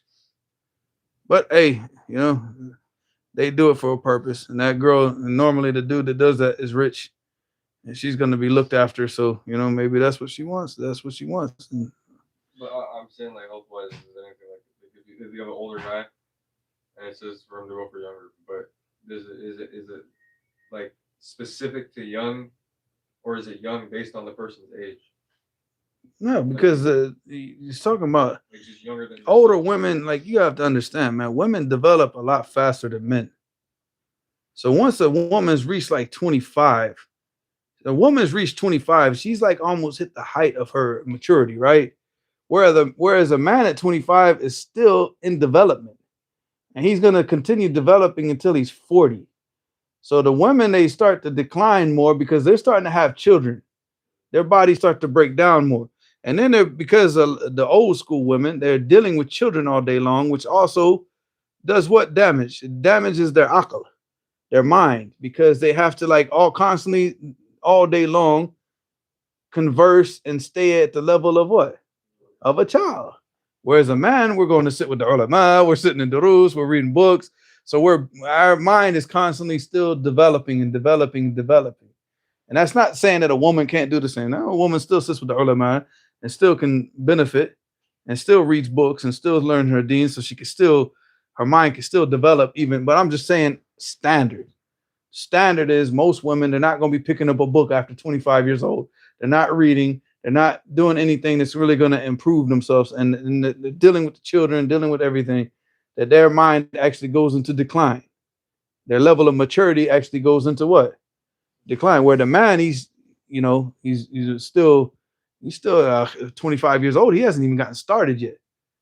And that's why you see there's a difference between a girl like 16 years old who was born in a family that raised her properly, like where she had responsibilities in the house and taking care of the house. Her getting married at 16 years old is not the same as the boy getting married at 16 years old. The boy getting married at 16 years old doesn't know how to do anything. Nothing, unless he's worked with his father like most of his life in the store. That's probably all he could do. With a woman, she knows how to, like at 16 years old, this girl can cook and take care of the whole house and take care of the babies and do everything at 16 years old. The boy can't do nothing. He hasn't even started to mature yet. So that's what he's talking about. Like when you don't want to, the older women, because they don't have that type of energy anymore. They're done. Akhi. Most women, like by the time they reach 40, they're just like, they just want to find a man that they can just, leave me alone, I leave you alone type of thing. It's like we're just, whatever. Something very compatible where she could just stay with him for the rest of whatever left of her life, and that's it. She's not looking for like all this like dream romance and all this, but the girls, they have more, like the younger, they're more energetic. So the older women are going to be taking, if you have energy, they're going to be taking that energy from you. And depending on what that woman, the type of baggage that woman is bringing to the marriage, she might be destroying you and bringing on depression and all types of other things along with that, because they've been through more. You get a woman who's been married 3 or 4 times, and yeah, come on, man. I mean, I said no disrespect to sisters that have to go through that, but it's just reality. She's, now she's your wife. You're the fourth husband. What do you think you have to deal with? How much energy is she gonna be bringing into this marriage? Okay, she's probably like, if this marriage can even last for 2 years, I'll be happy. That's the type of energy that she might be bringing in by the time that she's been married the fourth time. So Allah musta'an. So he said, "Wala ta'kul min al-lahmi illa fatiyya." Fatiyya, I don't know, look that up real fast. But I'm pretty sure that he's talking about like a tender, like real. Yeah. Yeah, that's what it means. That's what it means. But look it up anyways. But he's talking about like tender meat, because it's similar to the word fatah. Fatah is like young. So fatiyya, like a young animal. You find it. You have to look it up under fatih. Fatiyun.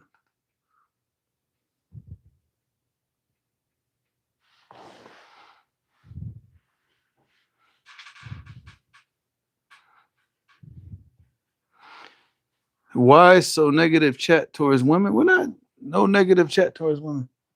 We're not being negative towards anybody.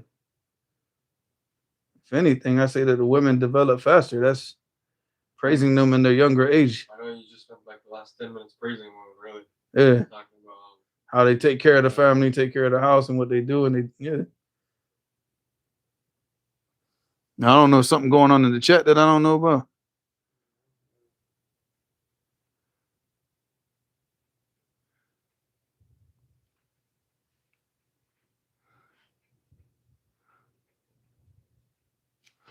But you look it up. But that's what it means. Fatiyah, like when you eat the meat, you eat like the young animals. I was waiting for. I was watching it. He did it to Yahya last time, so it's your turn, man. you gotta put a bunch of damn holes in my toe. Oh, that's what they yeah. They love like any type of garments. They love to like climb up the curtains and everything. I had this Tommy Hilfiger puffer jacket in my cap. Put a bunch of holes in it. And you can see the white material that makes it puffy shooting out. At least now you know how it gets puffy, though, right? It's no surprise to you no more. All right. Then he said after that, he said, all right, ولا تشرب الدواء إلا من علة. And don't take medicine unless you're sick. There are some people, they take medicine for no reason. Oh, I'm just taking this herb because I want to clean out. But are you sick? Don't take medicine unless you're sick. ولا تأكل الفاكهة إلا في نضجها. And don't eat fruit except for when it's ripe, fully ripe. وأجد مضغ الطعام. And he said, and like perfect in your chewing of the food, like chew your food properly, basically. Don't just like take a couple bites, swallow. Take a couple bites, swallow. Like you see some brothers that eat like a triple cheeseburger in 10.3 seconds. Akhi. I'll be like 3 bites into the cheeseburger. He's already throwing the garbage in the finish his fries, finish his burger. That's you, right? I said it sounds like when we had a hammer. Huh? Oh, hammies. My stepdad would do that. I'd be like eating, and then I'm like a quarter way through. I'd look up, his entire plate's empty. Nah, I don't know, Akhi. When I was like 13 years old, I read like because I was like when I was like a kid, I was always into bodybuilding. Like one of the first magazines my mother ever got me was like Flex magazine. So Flex magazine was like the bodybuilding magazine back in the 80s. So when she got me that, and it happened that like Sylvester Stallone when he was doing Rambo, I think Rambo 2 when it was coming out. This must have been like 86, maybe. I don't know. Look at the dates. But he was on the cover. Like the magazine was about his workout. So I was like always into that stuff. And somewhere along the lines, I read that you should chew your food like 32 or 33 times or whatever. I don't know, some Masonic number, right? So I just did that. I started doing that. Like my whole life, I just started like counting how many times I chew. You still do it? No, I mean, but I still chew my food. I don't count now. I just, because once you do it for so long, you just know, like naturally, how many, yeah. I do that, like I eat really fast. I don't chew my food, but it's like subconsciously, like I don't realize I do that. I don't think pizza though. Pizza, I still have a bad habit of just scarfing down. But yeah. I'll realize that I'm not chewing my food because I'll get like a bad swallow and it'll make my neck hurt, and then the next 5 swallows are just super. That's how it is. Is my throat, it gets like very clogged up. Yeah. And like I have to drink water. Well, that's what happened to me in Yemen. So what happened to me in Yemen was that they were putting green peppers in the burger patties, and I didn't know this. And I have like I won't say I'm allergic to green peppers, but my body, what happens is when I eat green peppers, I get like a lot of acid, and it comes up and it burns my throat. So what happened was it got to the point where I couldn't even swallow. So I was literally in a restaurant. I thought I was about to choke to death. I couldn't even swallow the food.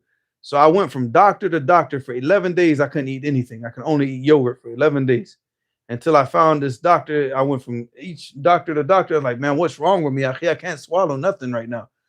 And then finally I got to this guy. He was a cardiologist, and he studied cardiology in America.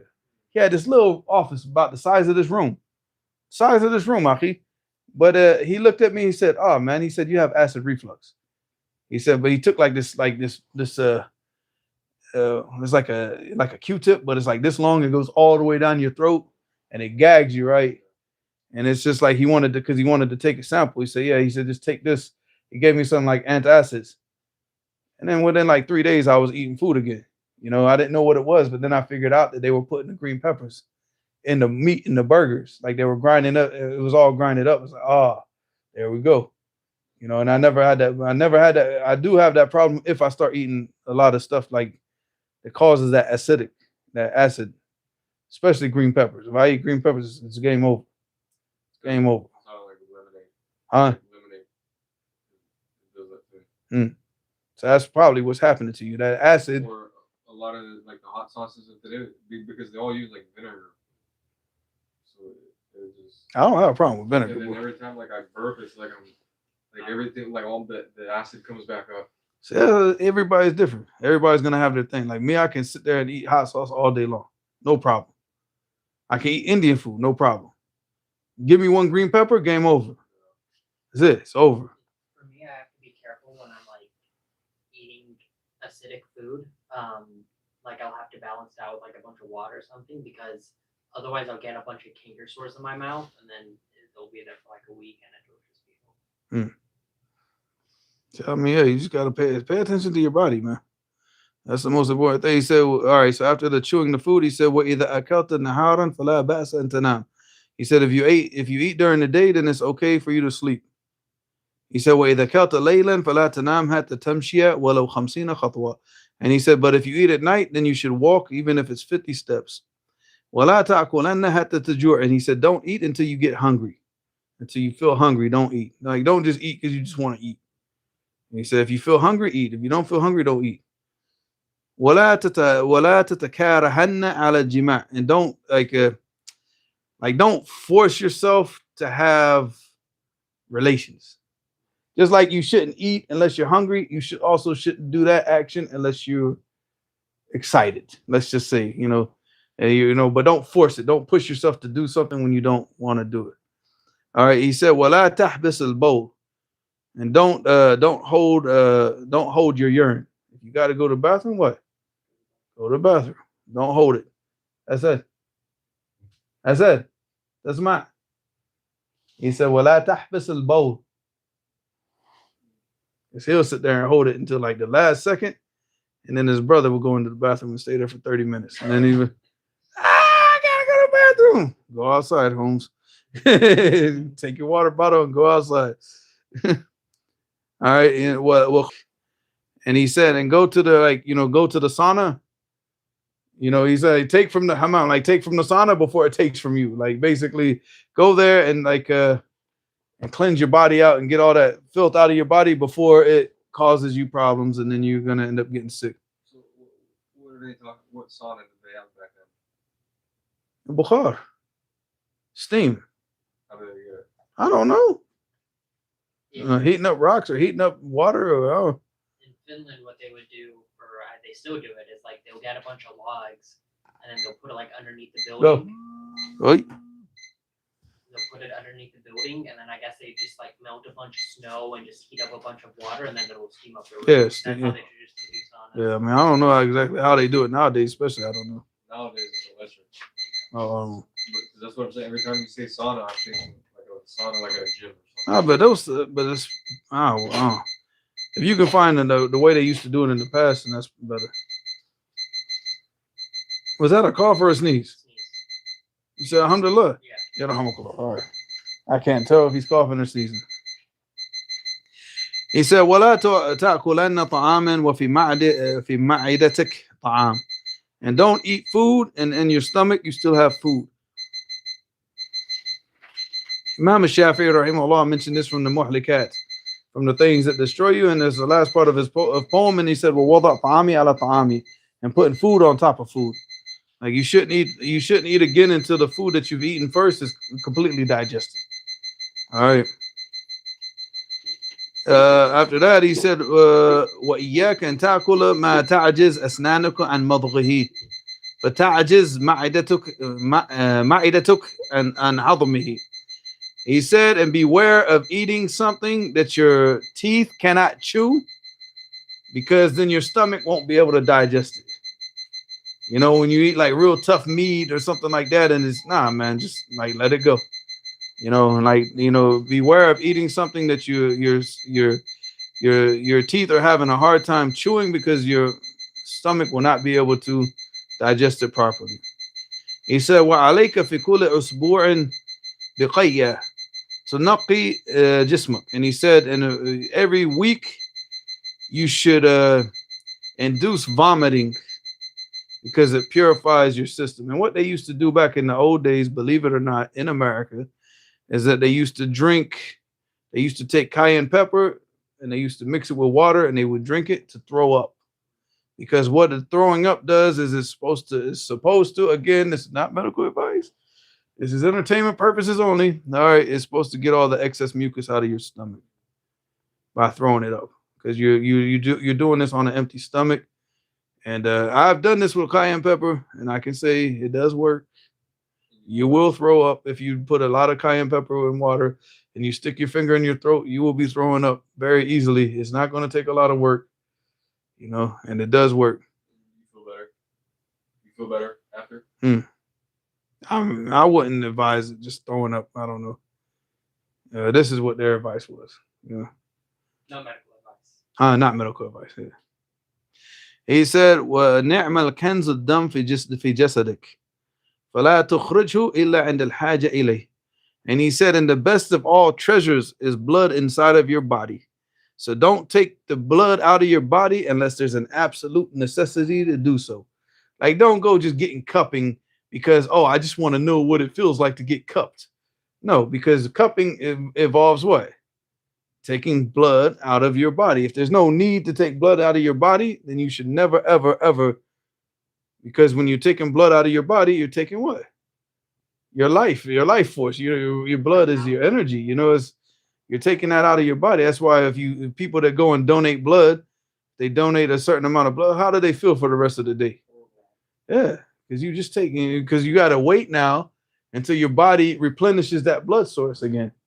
So he said, never ever. He said, this is the treasure of your body, is that blood, and you should never take it out without complete necessity. And he said, وَعَلَيْكَ بِالدُّخُولِ الْحَمَامِ. And also you should enter into the sauna again. He said, فَإِنَّهُ يُخْرِجُ مِنَ الْأَطْبَاقِ مَا لَا تَصِلُ الْأَدْوِيَةِ إِلَى إِخْرَاجِهِ. Because it completely flushes out all this stuff from the system. That the medicine, if you were to take medicine, it would never flush these poisons out of your system.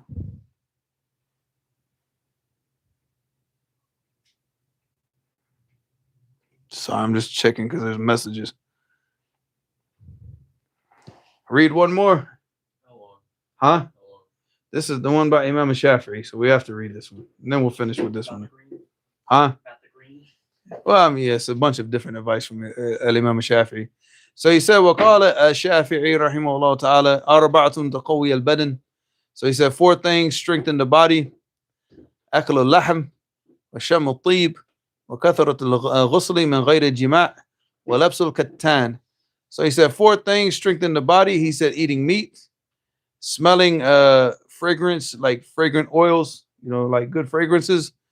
He said, and taking a lot of baths without al-ghusl, like without sexual impurities, like just taking a bath just to cleanse yourself.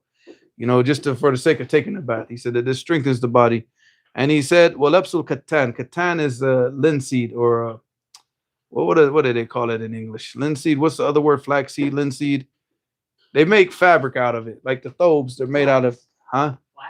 The flaxseed and linseed is the same thing. It's just 2 names for the same seed. No, it's linseed. Like date seeds. No, man, it's a linseed. It's linseed. Flaxseed, linseed is the same thing. Lindsay? Yeah, but like They make fabric out of it.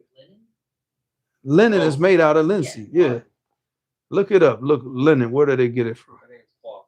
No, it's not cloth. Cotton is made out of cotton. Made out of cotton plant. Leather? Leather's made out of the skin of animals. Sometimes it's also plastic. Yeah, flax fiber. Yeah, it's from flaxseed. Linseed, flaxseed, the same thing. But they take the fiber, they make cloth, they make fabric out of this, and that's linen. So he said, wear linen, like your thobes and everything. Wear this because it's light, it's soft. It doesn't, yeah. He said, well, arba'atun tuhinul badan. He said 4 things destroy the body. He said كثرة الجماع وكثرة الهم وكثرة شرب الماء على الريق وكثرة أكل الحامض. So he said 4 things that destroy the body: having a lot of sexual relations. And he said having a lot of like anxiety, just like constantly just thinking and thinking and thinking and thinking all the time.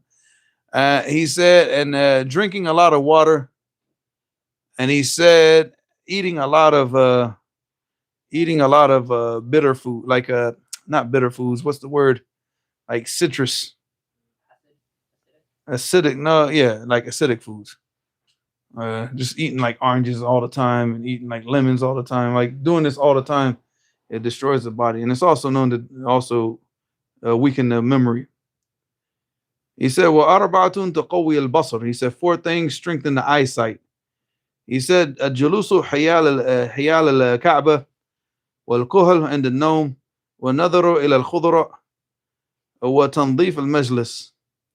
I can't read the next one. I can't read the. You remember the next one, right? The things that weaken the. I can't read that. No, I'm not gonna read that one because it's like I'll tell you after the outside of the live stream, but I can't read that. But the 4 things that strengthen the eyesight, he says, sitting in front of the Kaaba. He said, we're doing the kuhl, before sleep. And he said, looking at greenery, just like green, like grass and trees. And he said, and what tandif al majlis, and keeping the area that you're sitting, keeping it clean. Because looking at, like, if you look at like cluttered areas, it's not, it's not good for you because your eyesight is going to be seeing too much. Too much, it's got to register too much. But when you keep everything clean, it doesn't have to register so much in your eyesight. So maybe that's what he's talking about, like overworking your eyesight. I'll read the 4 things that weaken your eyesight. I'm just not going to read that one thing. So he said, well, arba'atun tuhinul basar. So he said 4 things weaken the eyesight. He said, another ila al-qadr, like just looking at like trash and garbage and like just disgusting stuff. And he said, wa ila al-maslub, and looking at anything that's crucified, any crucifixion, like heads cut off. No, something that's crucified. He said, wal qu'ud mustadbir al-Kaaba, and sitting with your back turned to the Kaaba. And the 3rd thing, yeah, I ain't gonna say it.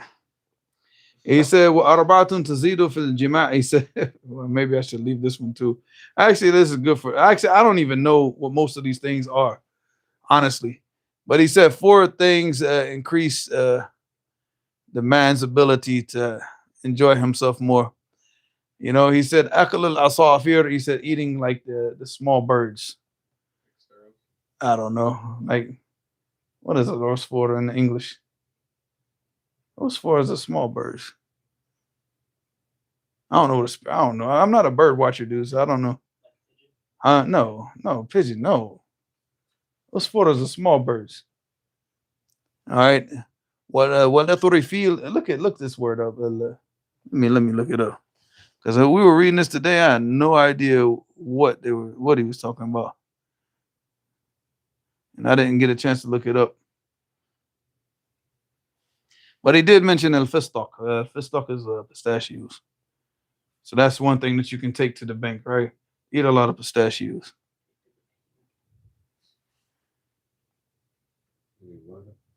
What? Yeah, what type of water though?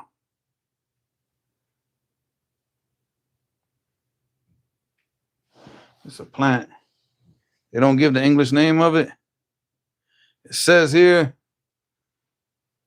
Menyanthis. Menyanthis. I don't know what that is. That's just a Latin name for it. I don't know. It's a type of plant. But I don't. Huh? What's the Latin name? Like men, like man and menyanthis, like menyanthes.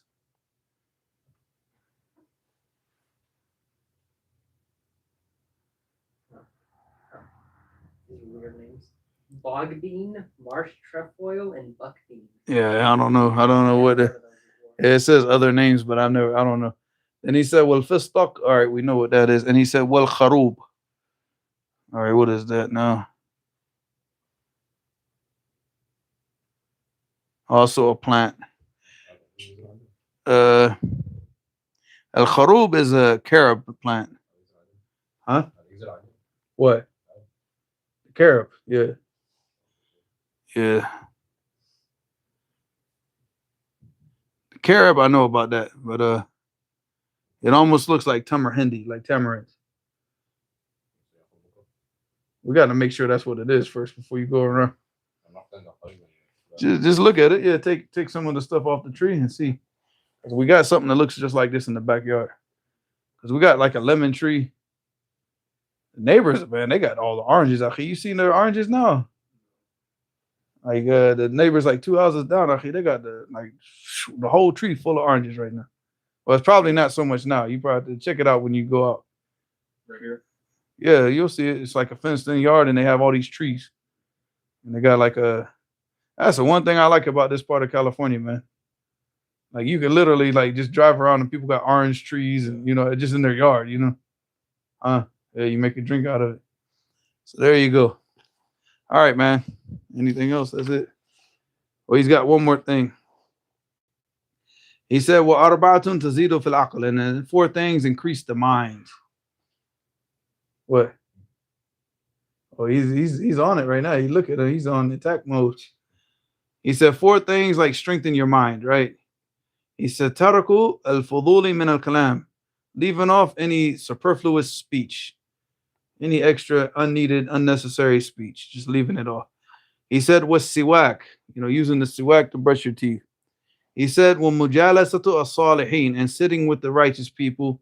And he said, wa mujalasatu al-ulama, and sitting with the ulama. All of these things, they increase the they increase the mind.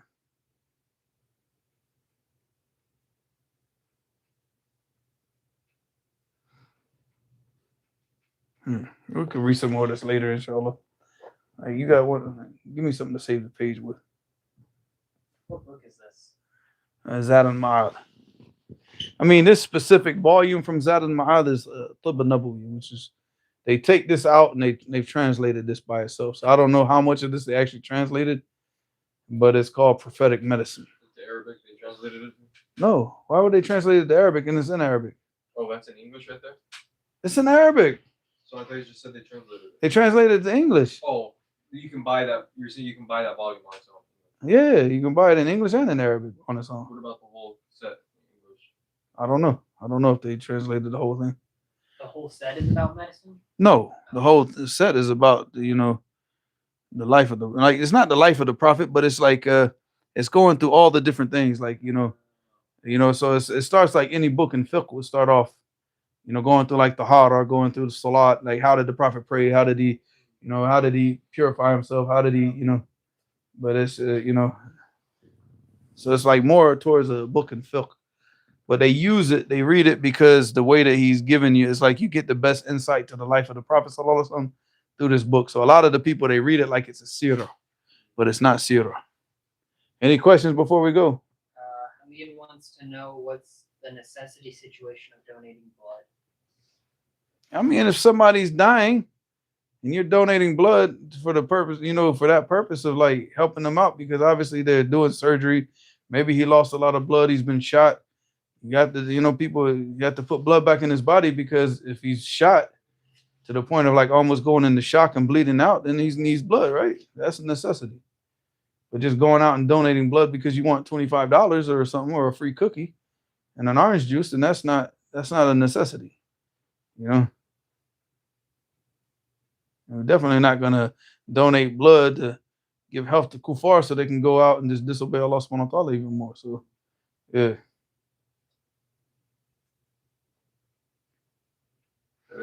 No, you shouldn't donate blood just like randomly. I mean, you should know where that blood's going to. Like, we're not gonna sit here and like take blood out of our bodies, like I said, to give to some kuffar so they can go, take the blood that they got now, the energy, and go disobey Allah subhanahu wa ta'ala with it. That's not what we're not gonna do that. If a Muslim needs blood and like he's having surgery or something happened to him and he requires that, and your blood matches his blood, then donate the blood for the Muslim, but not just like randomly just donating it for anybody. All right, that's it? Yeah. All right. Well, subhanakallah wa bihamdika ashhadu an la ilaha illa anta astaghfiruka wa atubu ilayk.